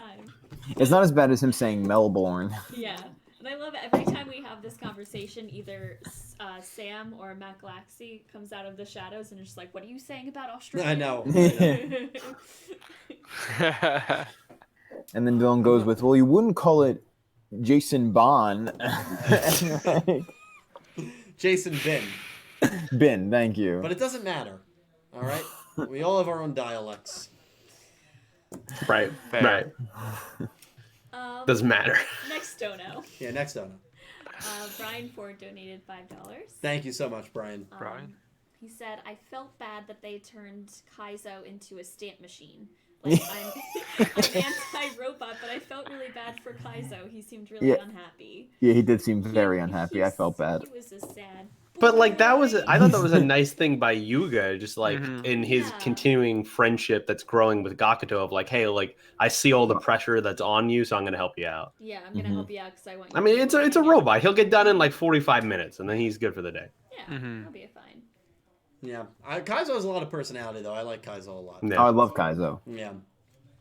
Even if he is a simp. he is. He really is. Simpo. Simpbot. Symbot. Brian Ford donated another $5 Thank Brian, you so yo. much, man. and said, Brian. is there no principal in the school? Why does Gakuto have the authority to allow and disallow rush duels and everyone has That's to what go I'm to him for saying. help? I don't think there's any parents in the town that I they don't live in. like In we these- haven't we haven't even seen a middle teacher. character. No, we haven't even seen a teacher. That's a Yeah. great thing. Yeah. Well, I mean, you have to consider, like, for somehow in these shows, like, student council presidents are like gods. Like, they can do. Yeah. Do whatever He they has want. 2 minions that are literally kneeling before him. Yeah. Yeah. No, it's actually in like every show. Like, that's the trope. Is the student council president is like a G. Like, he Yeah. can do whatever he wants. Mhm. He's He He like, doesn't. so he doesn't funny. even draw his own cards. Yeah, dude. Like, How they can, literally. how can you approve that many things a day? How many things are wrong with this school? Yeah. We need help on what the is their roof. big I gotta go giant back and stacks watch this. of- oh my Help me fix God. the roof. I was like, what? yeah. Dude, psychotic. I'm just picturing Gakuto. He goes up there with like a ladder that like barely reaches the top, so he has to like struggle to get up there. He's just putting roofing tiles just on I there. know, like what? Yeah. Yeah. Like, what's going on? It's amazing. Brian, thank you for the donations, Yes, man. I really thank do you. appreciate it. TNX Rail donated £2. Thank you, Thomas. Said getting used to the art style. It's getting better. Yeah, Yeah. it's definitely growing on me. You know, and it's Yeah, a it's huge a grower. huge shock when you first see it. Like, you know, do I prefer the old Yu-Gi-Oh style? I probably always will. But to me, it's not that much of a deal breaker. I've noticed that I think it's a deal breaker to people who are more into, like, if you're more talented at art and drawing, I think that's more of a severe turnoff for you than someone like me who can barely draw a stick figure. So I've kind of noticed that trend a little bit, but yeah, for me, it's just personally not that much of an issue. I mean, besides that, it still feels like a Yu-Gi-Oh show. And the animation, there's early rumors that Ebina, who's one of the best animators, might be the one doing episode 5, because those animation shots look very similar to a few shots he did in Arc 5. If he's back, he left after Arc 5 to do Fate. It would be incredible, but we'll see. Those are rumors. We won't know until episode 5 airs. Goose Yes. donated $5. Goose. Thank you. Goose. said the music in the background for Rook reminds me of Duke Devlin from Duel Monsters in the Yu-Gi-Oh! Hell Oh my yeah. god. Well, every time Duke Devlin would say anything in Yu-Gi-Oh! Abridged, Sexy Back by Justin Timberlake would play. Yeah. Incredible, It's dude. Those abridges are so good. So there's Yeah, the one for Dragon Ball. There's some gold ones. I know the in one there. for Dragon Ball is legendary. Yeah, the Yu-Gi-Oh! One is pretty great too. I think I've watched, oh my god. What's the show that Sam loves? Code Geass. Code Geass. Abridged. Oh yeah, that had an That- abridged too. Yeah. Oh god. Oh god, is right. Sexy What a back. mistake. Yeah. Yeah. But thank Yeah, you someone for the said Cal. thank you for the donation, Goose. Cal is a bridge Duke Devil. He is. Bring it Oh my sexy God. back. Yeah. But the motherboard don't know how to act. Yeah. Yeah. Oh Lord. my. Otis Cunningham donated $5. Thank you, Otis. Otis. Said, hope you guys are doing well. Send me some good vibes down here in Florida, because I might be going back to work at Universal sooner than I thought. Oh jeez. Good luck, my friend. Yeah. Stay Yeah. safe. Good Good luck, luck. man. Yeah, I know there's some states that are just They're just like, yeah, we're opening it. We don't care. And I'm like, okay. Yeah. Okay. Be safe, man. Just wash your hands as much as you can. Wear masks. I'm sure they'll still Yeah. allow you to do that. Yeah, if Universal opens very soon, I guess Disney would probably open soon Yeah. too.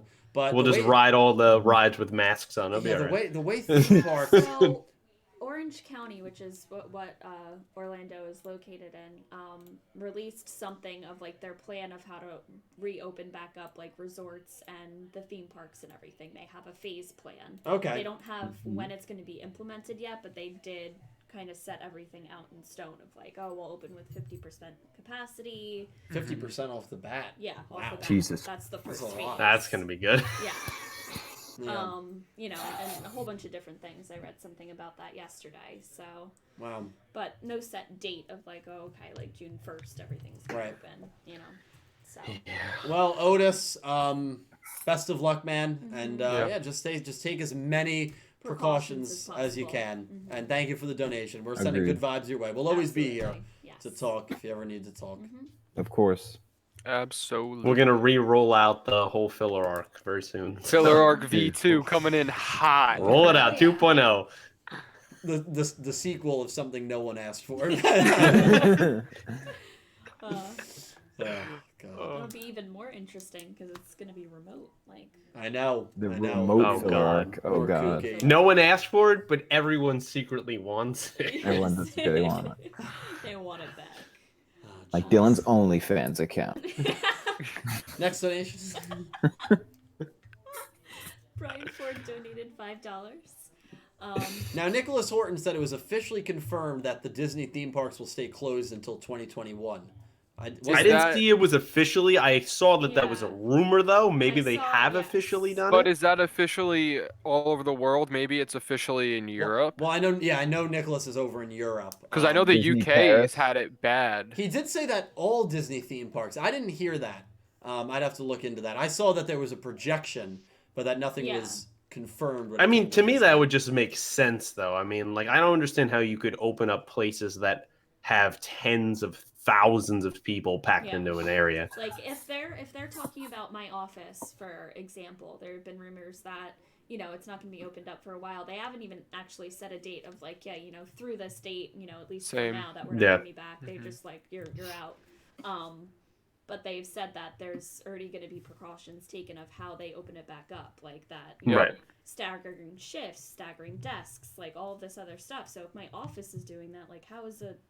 And you think about it, like Kate or Cal, like your jobs actually have meaning in what you're contributing to society. And I'm not saying that Disney doesn't. It definitely gives people excitement and Yes, fun. But yes. at the end of the day, it's entertainment, just like sports is. Yeah. And so it's not Exactly. actually essential to risk tens of thousands of people's lives Yeah. just for that. Mhm. But even Yes. when you ride a roller coaster and you get strapped into the seat and you're grabbing a bar in front of you, Yep. after every single ride, these employees are gonna sanitize. No way. No way. I mean, you're asking people who. Well, they're good. That's what they're gonna have to do. But Yeah. oh man, No, that's, And think There's about the There's wait no other times. choice. Think about how high you speed. increase the wait times for people online that you're not going to be able to immediately go on. Now you have to take 2-3 minutes to sanitize the whole ride to get it. Like it's just it's so much work. yeah. And not only that, you're gonna have to stand 6 feet away in line, so you're gonna feel like you're about It's 3 just- I miles don't away see- to get on something. I don't see how But- that's happening. Dude, the high speeds are gonna blow the Z's right off the roller coaster, so it's fine. Exactly. Great Exactly. point. That's actually how it works. That was good. So Yeah, Thank you. no, they're just gonna get that spray like the bowling alleys have with the shoes, the disinfectant spray, and they're just gonna spray Exactly. you know they're just spraying Febreze in those shoes. They're not spraying Yeah. in this. Yeah. Febreze 100%. in just like an unlabeled can. You don't Well, even know Dill, what's in No, there. Dill, I have the Yeah. perfect plan. Right? Fine. We go to Disney, right? Except we don't go on any of the rides that other people are going on. We go on the water rides while it's really cold outside. No one's going to be on there. And so we're not going to be at risk to potentially be infected by other people. And we it's get a to have water fun. ride, so Did- the water washes it off. Have, anyway. have, So you just get have hypothermia. Pete, have Pete and I told all of you that story? I don't think so. I don't think we have. so. That's a great story that we The log rode. flume? Oh my god, it was in Universal, so Yeah. Otis knows what ride it is. It was Yeah. Riptide Rapids or something like that. Yeah, something like that. But it was a horrible idea. We rode it when we went in the middle of December as dusk was there. So it was like 5 o'clock and it was getting dark and it was getting cold. It was like 50 degrees. And you know the ride, Otis, or anyone that's been to Universal. No one was on the ride. I don't know why we decided That should have been to a ride it. sign right It there. was just that we 5 should- grown men riding a 5-person log flume, and it was the worst experience of my life. And I don't say that like to be dramatic. Okay, I do say that to be dramatic, but it was a horrible experience. But we'll go into detail about that, and we'll have Yeah. pictures on here. Maybe we'll do an after dark one during the filler. I arc, still but- actually, if we do an after dark, I have that video. We could cue that up. I I was could gonna send say, it to you. I Yeah. remember Pete Yeah. sending me like the Snapchat video of you guys just like, yeah, What so a it's 50 dumb- degrees, and by the way, look, and he just puts the camera up, and you're all soaked. I wish The whole time we go on the Hulk. Me and Dylan. Oh, great and ride. who else went on? Joe. Brian. Joe. It was Joe. We were all on the Hulk, and we left the seats wet for the following people because Yeah. we were soaked. Yeah, it was fucked up. Oh my god. Anyway, we'll do, just to get back on topic. We will talk about that in an after dark. We'll do one more donation, and then we are going to make our predictions. Rook, Green, Haired Kid. Think about it. Okay. Brian about Ford it. donated Take a second. $5. Oh, thank you, Brian. Said, I loved the episode. I've rewatched it 5 times now. Wow. Damn. I love Gakuto even more now, knowing his mindset. The duel was my favorite so far. Yeah, duel. Fair enough. I don't know what duel I liked most, to be honest. Mine was Romans, but Me I too. probably Yeah, Romans. I can so good. empathize. Yeah, but that last duel was pretty good. It was cool to see Sword and Shield. Pete, you're watching the OG Yu-Gi-Oh! You probably remember that Yes. card from Duel Monsters. That was a very Anytime you see things like that, like a pot of greed or something like Yeah. that, it's always cool to see. Dude, it was cool to see Sword and Shield have an appearance. yeah. It's it a was. classic card. Dude. It is. It is. And it was cool to see Seven's Road Witch as well. So no shit. Mm-hmm. No really question as to why someone might have thought this was the best duel. Did you say no shit? No. He meant to say no shame. Yeah, but then it became no shit. Like, damn, all right. Brian, thank you for cut the him down. donations. We are going to be making our prediction. Before we make our prediction, I think it's fair to read the summary. I know Pete doesn't like this, but we're going to do it. Just so that we all have fair footing before I'm we a make slave our to the prediction. machine. All right, so we're typing it in. Not yet, because I'm going to read the Oh. summary. I'm going to post it on screen as well. So maybe the summary might give you more insight as to what you think. This is the cast list as well. This is going to cover the screen for a sec. The Okay, so summary. covers. Yeah. Rook's manly battle. The school's newspaper club came to interview Yuga. Meanwhile, Goha has been keeping an eye on the internet. Perhaps Yuga can spread Rush Duel rules without attracting their attention by using printed newspapers. However, it turns out that the newspapers club is to denounce Rush Duels, for they think that Rush Duels are shallow. Angered by their insults, Rook decides to challenge them. So that is the summary for the episode that will be airing in less than 48 hours now. And we are going to be making our predictions. Newspaper guy or Rook? Oh, right now? Fair. Yep. Okay. You ready? We are gonna you let me know when to hit enter. We're gonna I'm not send. ready. I'm not ready. And we're doing this so no one can base their predictions off other people. All right. Is everyone ready? Yes. No, Okay. He's not ready. I really don't. Ready. Dylan is already questioning his pick. You can see it. I don't feel good about that. I changed my pick 3 times. It's fine. I've flip flopped so much. We have no idea about one character. Yeah, I've flip flopped in my head like All right, 1,000 are times we already, ready? but I'm committing. Yeah. We're ready. No, I'm flipping. Okay. Oh, we've got a flipper. Okay, I'm ready. All right. 3, 2, 1, send. Ooh. Wow. Okay. All right. Interesting. All right. Hold on. Let me just get. I love that Nick T added boy. I appreciate that, Nick T. Of course. I picked it up. She's Hold on. infected Did not everyone. mean to do I've that. infected everyone. Yes. Okay. Let's make that small. Cal is shook right now. I No, love the one. Someone didn't choose the same as the others. Are our reactions that obvious? Okay. Who wants to start? Pete, do you I wanna kind of want to start. Okay, Cal can start. That's fine. Go on. And the reason is because I changed it because of the summary. I agree. Yep. So I'll just go right out and say, Wow, I'm really? picking- You changed it because Yeah. of the summary? Really? yeah. I I picked. changed mine because of the summary. Oh God, I picked Rook, and I originally had picked the green hair kid, Mhm. and I changed it because of the way it was worded, and the fact that they wanted to denounce the rush duels, so that to me made it seem like Rook was like, yeah, you think they're so bad? Well, why don't you duel me in one, and if we lose, we won't do it anymore. And that's the way I picture it coming out, and then he comes out and he wins. So That's, you picked the green hair kid before I that had the summary. green hair kid Yeah. because I thought it was going to be them kind of being like, if we I don't even know. Like I had this like inkling in my head that he was going to come in and just be like, I can't even get It's a hard one to call. It really is a hard one to call. The whole summary just completely switched my thought process. So Wow. now I I'm just agree. all jumbled.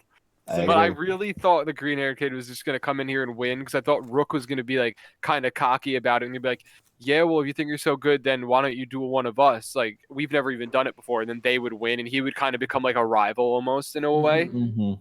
But after reading that, I completely flipped. Just Wow. completely flipped. Nick T, you agree with Cal? Yeah, I 100% agree with him. My mind, like initially, so my mindset prior to the synopsis, right, the summary, I felt that given the fact that Rook had already beaten Yuga, depending on the stakes here, that like we needed something to sort of disrupt the power scaling because like in my mind before Rook winning here would have really established a power scaling of Rook being that much better. Yep. Because Rook beat Yuga, Rook beats this guy, like, you know, it sets up like a weird precedent. But I feel like this sort of synopsis like kind of puts that to the side for a moment. We get this, you know, group that initially is coming here to cover something, but it's sort of flipping around on them, and they're going to obviously run a bad press about rush dueling, which is not what we want. And I think it'd be a pretty big moment for Rook to sort of turn that around, get good press on rush dueling. I just think it looks better for everyone involved if Rook wins here. And as a best friend character, I think it just like plays to him better to win. That's fair. That's fair. Like if this was Joey Wheeler, I duel. You know what I'm saying? Yeah. Like I know what you're saying. Kate, you want to go? Yeah. Okay, who'd you pick? Well, I picked the green-haired kid, but now I regret my decision. no, don't regret it. I want to see you stick win. to it. Yeah, stick. Yeah. I'm sticking to it. I really don't have any like real reasoning. It just felt right. But now after Nick T and Cal's explanation, I slightly regret my decision. But I'll stand by it. Well, yeah. I mean, you have to. I but have to. I have no choice. yeah. Pete, did you agree with Kate, or are you going with Nick T and Cal?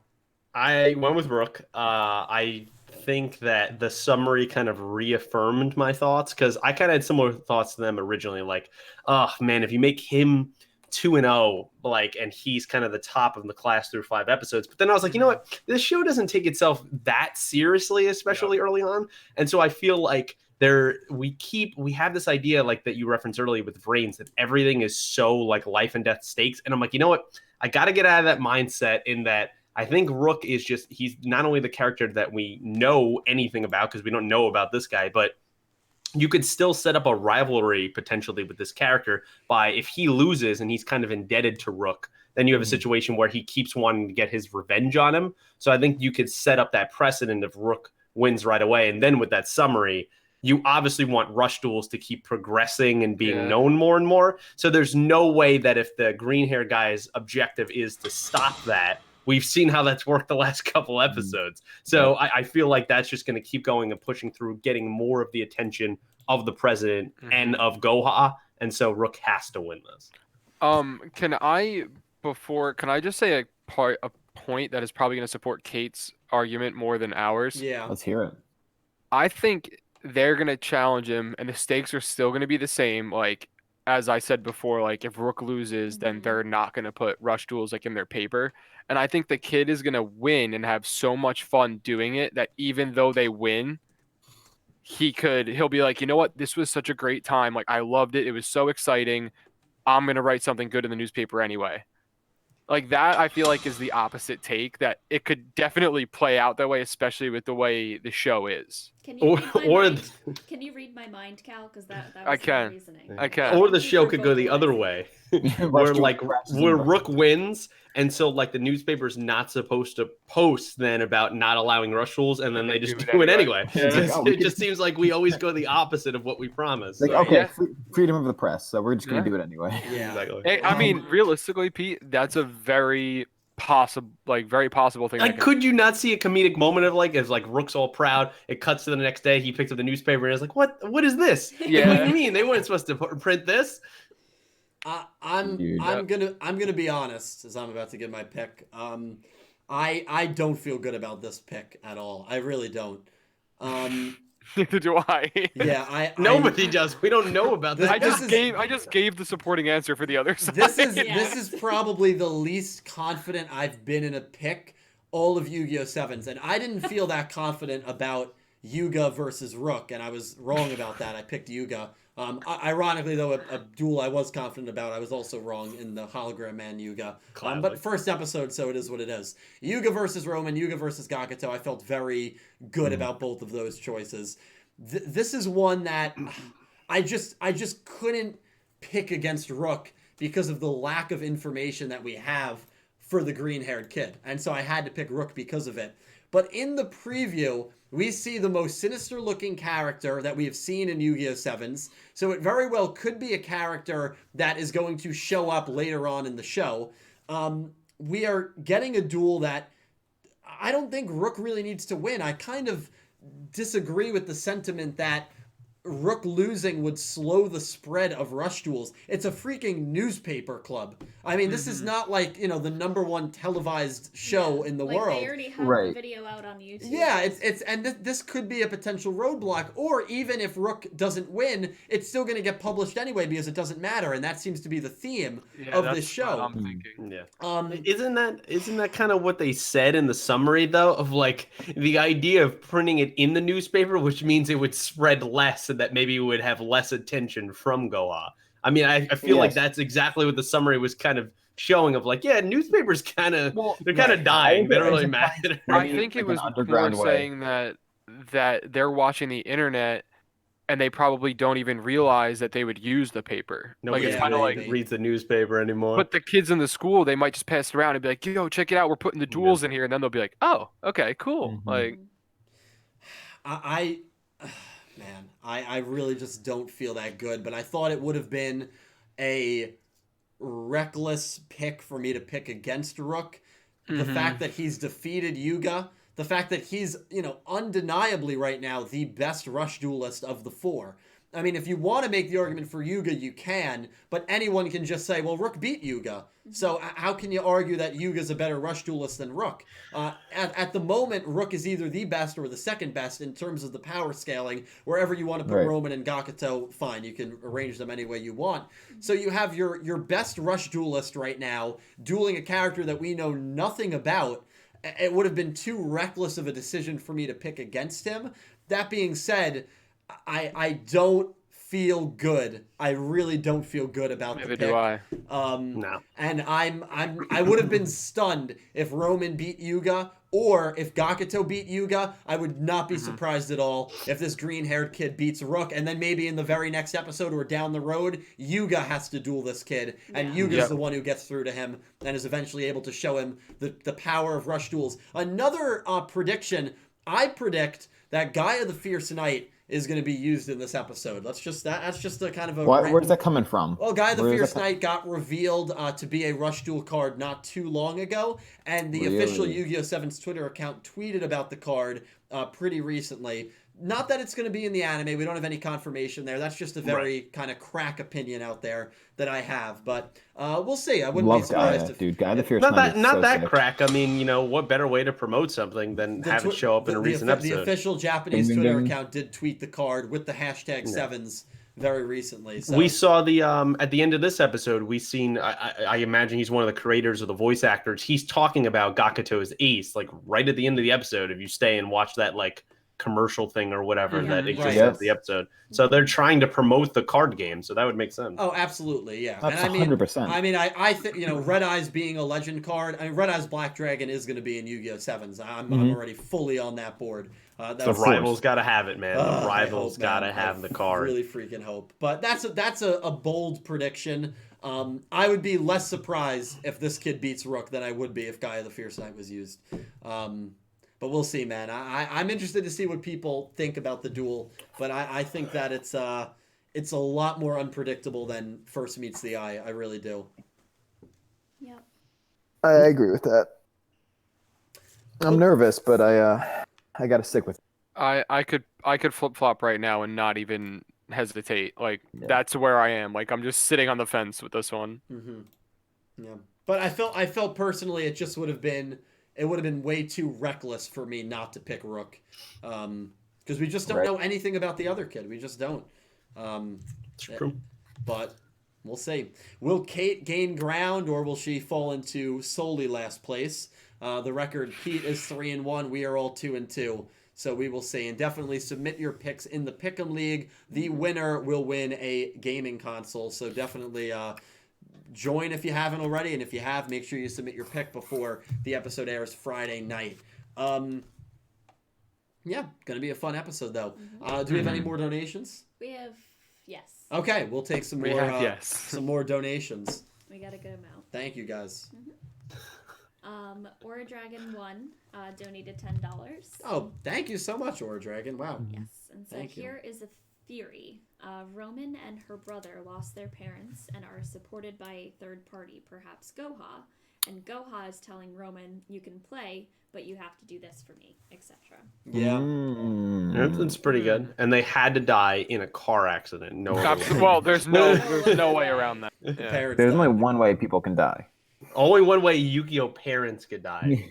Car accident. And that's the only way you see them, supposedly. It's the only time you see them. I wouldn't mind if Roman and Roa, mostly it seems Roa, is working under a third party, though. An outside party from Goha and from Yuga and his friends. I always love when there's multiple factions that are involved in a story. So I would love if that was the case. He's running his own version of the Knights. It's this universe's version of the Knights. That would be amazing. We still have that green-haired kid up. Hold on, let me get rid of him. I thought you left him up there on purpose. No. I feel like, look at who Kate No, hold on. Do you want a water? I'm gonna grab another one real quick. I am okay. Okay, but you could read the next one. I will read the next one. I don't know what it means. no. Donated $2. Okay.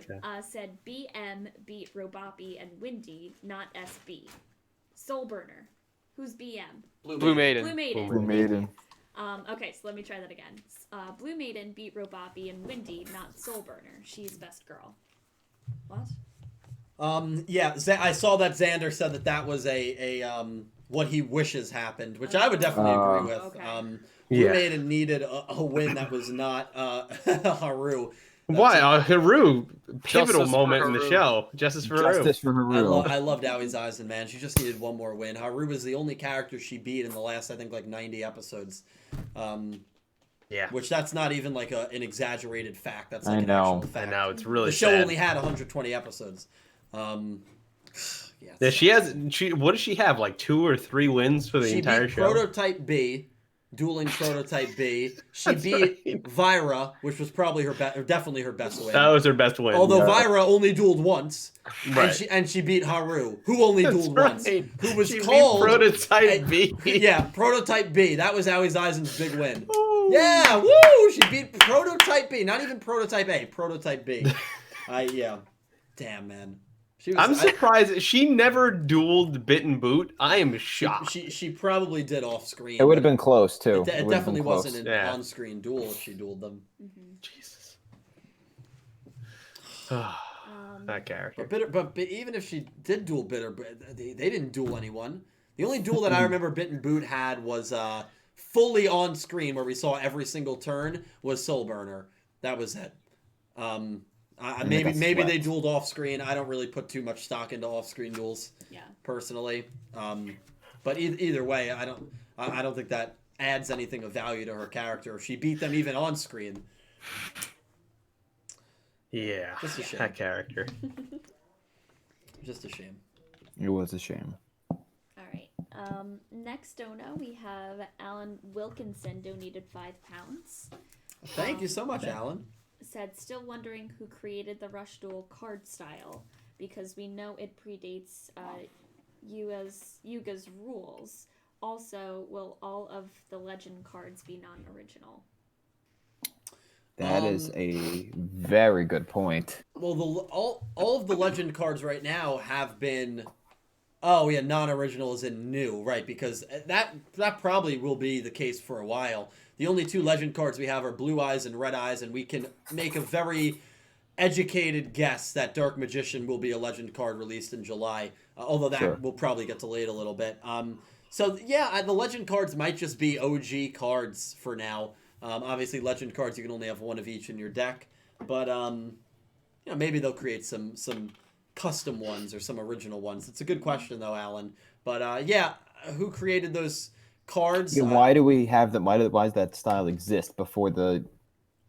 Like even Gakuto's Ace was that format. Right. It has to. You would imagine it has something to do with Goha Corporation, right? They produced and distributed all these. I would probably imagine. That could be very well how the cards just look in this universe. Yeah. Yeah, that's true too. Yeah. It'll be interesting. I hope though Red Eyes and Dark Magician are in this anime for the sole reason that it would annoy all the people that are already like annoyed with the show. I would love it. It'd just be cool. No, That'd be really cool. cool. In a serious sense, I really don't care about that. That's me being petty. No, it would be amazing. I'm such a sucker for any sort of nostalgia, and I think that it would be so cool to see them in the anime again. Mm-hmm. Mm-hmm. Yeah. Agreed. But thank you, Alan. Ice Aiden donated $2. Thank you, Ice. And said, out of the 4 main characters, who is your favorite? Yeah, I feel like we're gonna end up talking about this every single single episode. Probably. My favorite is Roman. Yeah, Roman. I would Roman. say Roman. Mm-hmm. Rook. Rook and Roman are probably my 2 favorite. I don't know. I feel like just from the start I wanted to like Rook the most, so I kind of like. That's fair. He's like your Hey, second. join Cal, join Team Rook. #Team Rook. I lean his way a little bit. Rook is probably second for me. Mm-hmm. Yeah. I would say honestly, like Yuga's on the bottom of my list. I like Yuga more than Gakuto. I like Gakuto more. Yeah. Yeah, I think I like fair. Gakuto more, but I think it says a lot about the characters because even though Yuga's like sort of the bottom for me, I still like him quite a bit. Yeah, Yeah. I don't Yeah, like, dislike I don't any hate of them. him. Yeah, I don't It It dislike. also any just of shows the writing in these last couple shows so far of just the side characters are just so well fleshed out, so well done them. Yeah. Mhm. Yeah. that you just end up liking them even more. Absolutely. Very winning personalities. which was something that I was really concerned about with Sevens, but they've exceeded expectations so far. Yes. Yes, sir. Next dono, Alexandre Thompson donated £5. Thank you, Alexandra. Said, hope all of you are well. Have a theory that Sevens will be the only Yu-Gi-Oh studio bridge will do, and then they'll all go back to Gallop. Interesting. I really wouldn't mind that. I really don't have that much of a preference as to who is animating. It would be cool for Gallop to be back. But honestly, you know, I know there's a lot of people that would like to see Studio Gallop get it back. I am a little hesitant just because of how Vrains was handled. I agree. And I feel like there's a lot of people that, I don't know, give Gallop a pass. And I understand it because they did a great service for Yu-Gi-Oh! Animating it and being the studio that produced it for 20 years. But at the same time, sometimes you got to take a step back and say they were probably a majority to blame for what happened with Yu-Gi-Oh! Vrains. The recaps, the planning, the dropped storylines, the show getting rushed cut, ending. Yeah, the show starting late, the barely having episodes in season 3, clearly a rushed ending. The show getting cut early, ending early. So I don't know if I would. My trust with Studio Gallop is not nearly as high as it once was. But I wouldn't mind them getting it back if they had the means to produce a full in-house anime. I just don't know if they have the means to do that successfully anymore, to be honest. But, you know, if maybe Bridge was just kind of bridging the two Yu-Gi-Oh! 6 to Yu-Gi-Oh! 8, and they switch back to Gallop, as long as Gallop is okay to do it, then hey, you know, I wouldn't mind it. But we'll see. I personally think they're going to be with Bridge for a while. I don't believe they're going to hop back to Gallop after this or anytime soon, really. But, you know, that's just my opinion. It would be interesting to see a studio have it for one show as well. And then they go back to Gallop, almost as if they said, we're going to leave for one show, get your crap together, and then we'll come back to you. Yeah. I think it's pretty interesting, Dill, like, personally, how far you've come and your reaction when Jump Festa, when all that stuff was going on. And then I think it shows more how much you like Sevens, that you're actually questioning, like, I don't really care if it doesn't go back to Gallop. Like, I think that speaks volumes of what the show is doing. I got to be honest. Through 4 episodes, I've really liked the show. I mean, I really have. I like, I probably like it as much as any other Yu-Gi-Oh! That I can think of so far. I mean, it's been fun. That's nice. It's been vibrant. Like, the characters have a lot of personality. It's been humorous, comedic.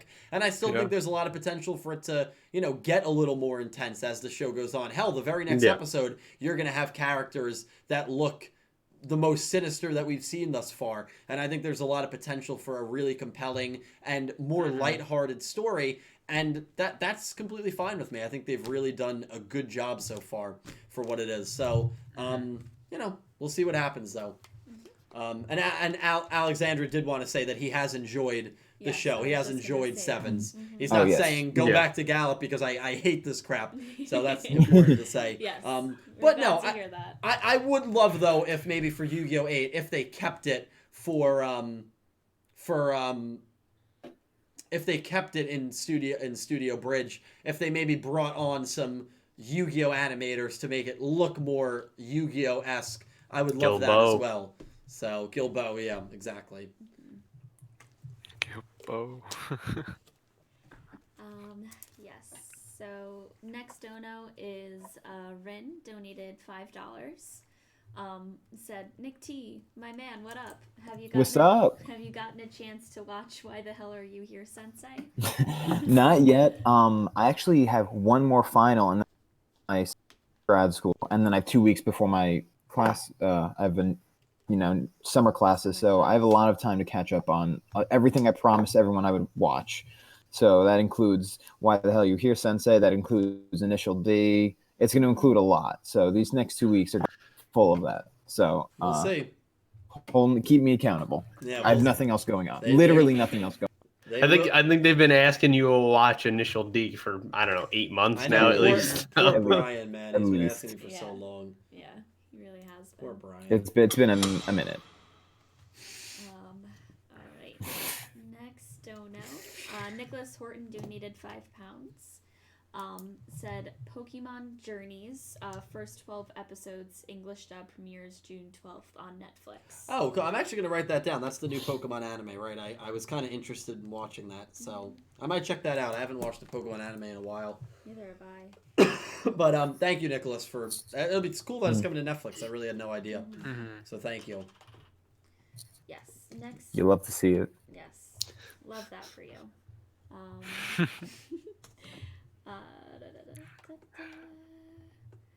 Alex Furby donated $5. Thank you so much, That's what's Alex. Yes. Alex. Said, so with the Sevens hiatus incoming, how long before Dylan resorts I forgot about this one, sorry. How long before Dylan resorts to the OnlyFans page? If you split one with Cal, you would never have to worry again. That's true. Dude. That is true. Alex, thank you. love I it. don't think that I'm going to be doing an OnlyFans page anytime soon. Well, He hold didn't on. say he's Hold on. definitely not going to Keep do an it. open mind. Keep an open Hear mind. us out. I mean, like Cal, right? Cal has a TV, it looks like, right in the background, right over his left shoulder. Yeah, I see You it. advertise it right on that TV while we're doing live streams. Right there. There's your It's not- audience. There's your marketing. Totally kosher. Just put a little bubble up there, you know. Yeah. OnlyFans is what is it has to It's be whatever you want it to be. Oh, I think does it have to be? People, it's almost like in a way like Patreon in It's almost terms like of how Patreon. people subscribe to it, but people basically only use it for X-rated things. I think out of all of us, Nick T is the only one that would actually do one. Probably. I'm not gonna, you know. He can't confirm or deny that. You know, when the going gets tough, you know. Well, hey, look, listen. If Sevens goes off the air, I got furloughed from my hotel job. Listen, I might have to resort to some things here. Yeah? Well, again, it's business. It's not. Okay. Well, you could do a premium Snapchat. That's It true. also- Premium Snapchat is also I- an option. Wow. As soon as you said that, Davis said the exact same thing. Listen, No, I saw David Oh. said I was gonna shout him out. listen, Alex. Next donation. Oh my god. Boy, oh boy, oh boy. Seriously, Orion donated £5, I think. Thank you, seriously. Mhm. Said, am I misremembering, or does, he called him Greenie, the green-haired guy, Greenie. I like that. look like the one Roman sent pictures of the Rush Duel squad in the beginning? I think it's a different person. I think we can almost assume that was Roa.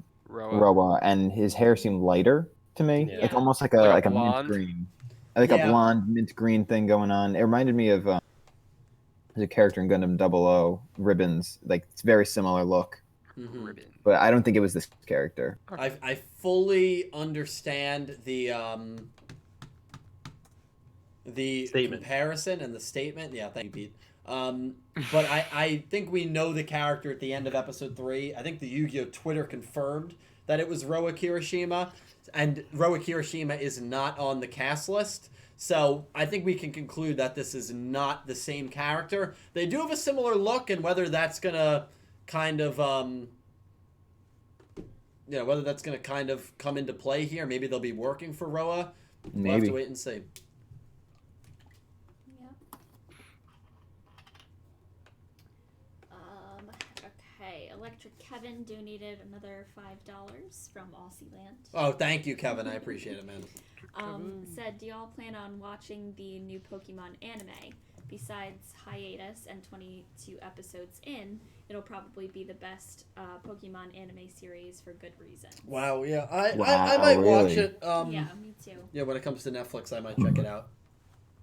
Yeah. Yeah, especially if I'm still If we're Sitting still at home. stuck Quarantine. here. it'd be a very I'm easy watching thing for me just- to binge at 2 a.m. because I'm awake anyway, so I might as well. Yeah. I'm watching too much as it is. It's just, Yeah, it's too hard. that's fair. Yeah, Pete's watching 4 Yu-Gi-Ohs, so Oh my god. That's just one of, I think, like 12 shows I'm currently it's watching right now. So. disgusting.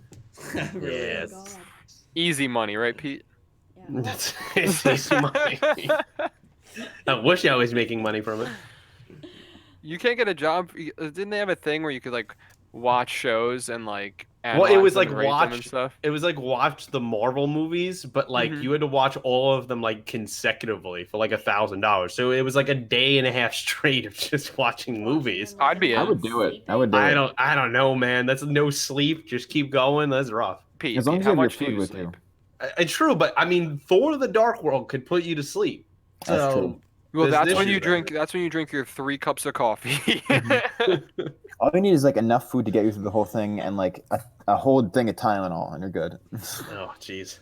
No, so this actually is not the starter deck. This is the booster box that potentially has Blue Eyes White Dragon in it. So I just wanted to kind of show this to everyone. This is the first OCG pack that I will ever be opening it. I will probably be live streaming it on Friday with my good friend Jesse Wood. He has a box as well, and we're gonna see if we can pull the Blue Eyes, the Legend Rush Rarity Blue Eyes, and yeah.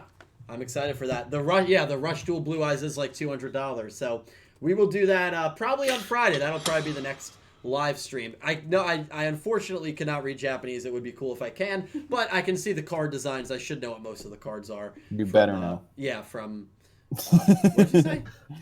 I said you better know. I'll know what most of them are, but Those are my favorite. Those videos where Dylan's like super excited about like getting a rare card that's worth a lot of money, and he'll go, and we drew the third card of the similar thing that's worth $2. So yeah, we just never have luck in these drawings. I love that. It's true. It is true. It is. Very true. You're right. Yep. Next one, Adrian. Okay. Legendary Duels, Tony, $10. Thank you so much, dude. Yo, legendary. It's been a minute. Yeah, he said, "Hey guys, hi." What's up?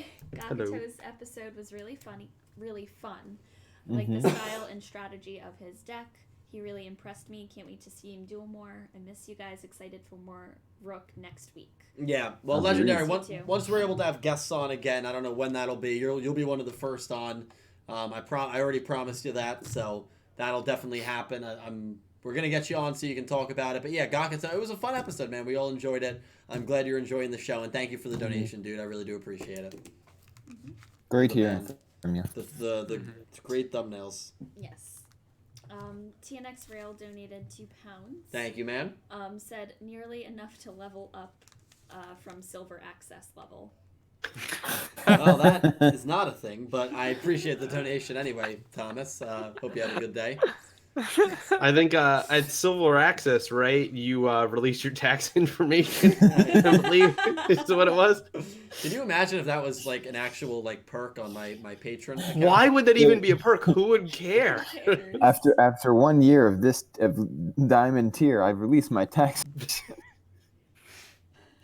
You can too. I released my 10 rule. Oh my god. That Nick, that sounded like an infomercial you see at 4 in the morning, and you're like, It really okay. did. Wait, what? I don't want to do that at all.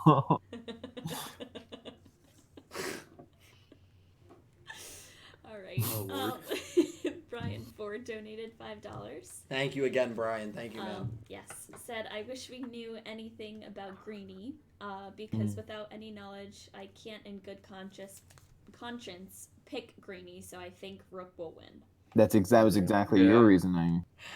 Yeah, that's exactly what it is. I feel like it's too reckless for me to pick against Rook, knowing everything that we know about Rook, his ability to rush duel, and knowing everything we don't know. Are you okay? What's up? No, I think Kate read the same comment I did. That's why. And knowing everything that we don't know about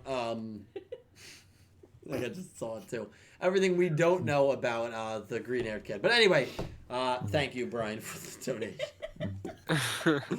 God, he's getting off the rails. Because I saw that she was laughing. I'm like, it's got to be the same thing. Are you laughing at Brian Ford's comment? Yeah. Yeah.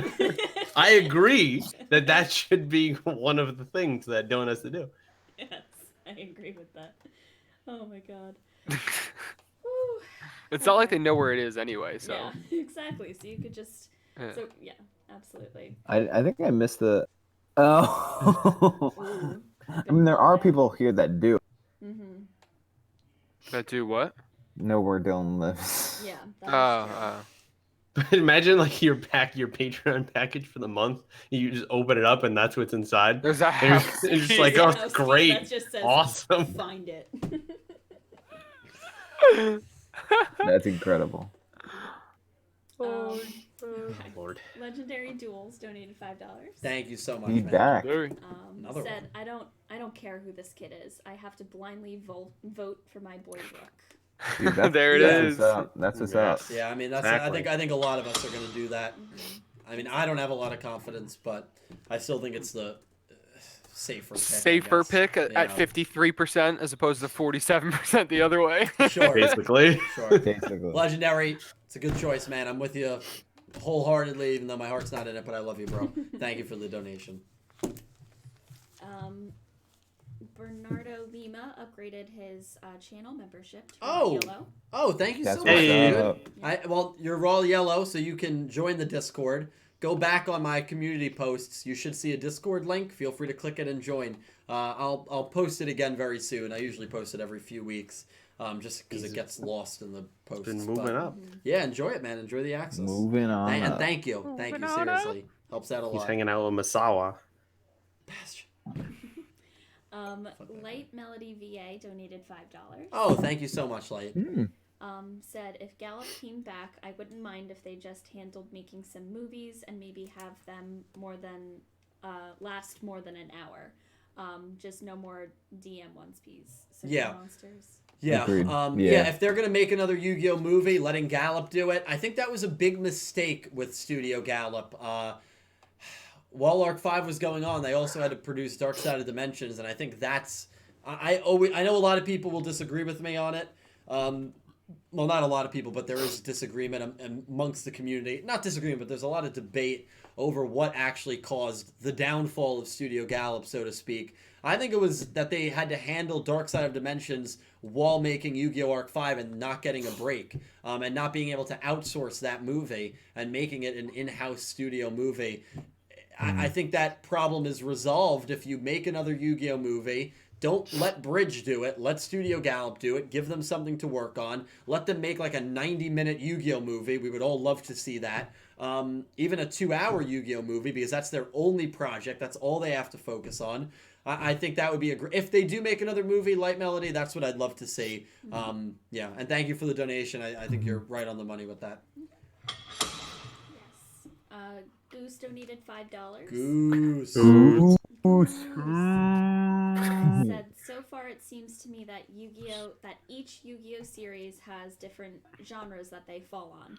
YuGiOh 7 seems to fit the slice of life genre. Yeah. Agreed. And you know, I think that might be what I really do love about YuGiOh 7s, because I don't really watch too many slice of life anime, and a lot of people have told me that like I would really like them, but I've never really given any of them a shot. I just don't watch a lot of anime and shows in general. And like Sevens reminds me a lot of GX. Pete, you could probably agree with me on that, where it just feels very, especially early on, very relaxed. Characters are bursting with personality. Yuga is very similar to Judai in the sense that like he doesn't really care what's going on. He just loves dueling. Yeah. And so I like that aspect, whereas Arc 5 and Zexal, I didn't really feel that as much. And then Vrains and 5Ds were not slice of life at all. I mean, they were good for other reasons. But I kind of like that genre, Goose. So I think you hit the nail right on the hammer, man. In 5Ds, you couldn't have a slice of life because it'd just be like them doing horrible grunt work as they were treated like crap. Yeah. So you can't really do that. Don't get me wrong. That 5Ds sounds awesome. was incredible, especially early on, but for completely different reasons. Yeah. Slice of prison life. It's just funny thinking of that. Hey, here's Yuga's job at the metal factory. And it's just like an entire episode of him just going to work and like just standing on like a complete line, just like doing one task all day long. That sounds terrible. I love it. Poor you say. Yeah, he gets branded. Branded? Yeah. True. Oh my god. Yeah, 5Ds was pretty intense. Yeah. Oh my goodness. Okay. Crazy Mo donated $5. Thank you, Mo. Said hello from Palestine.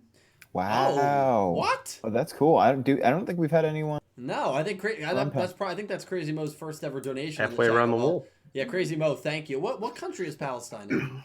Palestine is with Israel. Yeah, okay. It's the same area. Okay. There's obviously that's a whole topic Conflict. you don't want to get into. Oh, really? No. Okay. So it's Okay. never mind. I'm uninformed. I apologize. It's its own country, though. But honestly, that is really cool, man. And thank you so much for watching. And I hope you're enjoying. Yes. It's probably pretty late where you are, right? It's probably like 5, 6 a.m. That would be early. Yeah. It's probably early. It's probably Early tomorrow morning. Yeah. It might be 6 a.m. Might be Right on the money, honestly. Wow. Well, let me look. Well, I might be. Yeah, type that in. I'm curious. I always love. Well, I'd make it 8 hours. I'm gonna say it's like probably 7 hours. It might 5:10 be- a.m. I was right on the money. I have a very good sense when it comes to time zones. So, Yeah. so when you told me, that's why I was wondering the area that it was in. yeah. But Oh, 7 yeah. hours. Yeah, that makes sense. yeah, close enough. Yeah. Right on the money. Mo, thank you so much, man. Right on the money. Hoping you're enjoying the content, dude. TNX Rail donated €5.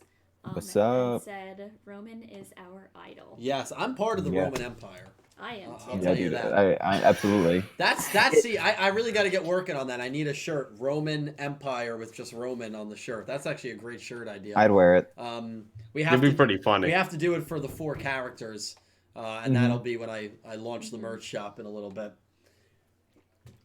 That'd be really funny. I would like that a lot. Yeah. Yeah, me too. No, yeah, she very much does feel like an idol, like in that way, like Yeah, she amongst the is. school. Yeah, I agree with that. It's really cool. Yeah, it's awesome. Brian Ford donated $5. Thank you, Brian. Um, Again, thank you. Said, Dylan, how much money do I have to donate to you for you to start an OnlyFans? Because I will do it.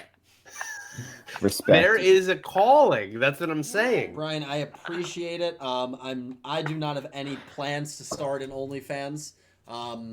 So What a mistake. Huge unfortunately, I cannot get. And if I were to start an OnlyFans, I would not say if anyone donates X amount of money, I will start an OnlyFans, because that also seems very wrong It's very and immoral. I don't like to take advantage of people's generosity, so I wouldn't do that. But Brian, thank you again for the donation, man, and for the inquiry. I really do appreciate it. I am flattered. All right, next dono. Rin donated $5. Thank you again. Rin. Yes, again. Said, Nick T, my man. Why the hell are you here, Sensei? Is only 13 episodes. Each episode. Confused. Oh, Yeah, so the show is only each 13 The episodes. show is only 13 episodes. Each episode is 12 minutes. 10 if you skip the opening and ending, so you could finish it in like 2 hours. Yeah, Oh, Nick, what the hell are you doing? What are I'm you gonna doing? commit You to could've it. done this I'm committing. already. I could have done that. I mean, I didn't realize that, but now I can commit to He's it. slacking. Yeah, you gotta watch it. Give me- Rin, give thank me- you for the give me donation. next week. Stay on top of this, man. He's got to get that show done. Yeah, come Yeah, on. please stay on top of it. Seriously, Orion donated €5. Said, I've been watching the Pokemon sub anime and it's really worth watching. Ash is very good and Go is a very refreshing co-protagonist with different goals.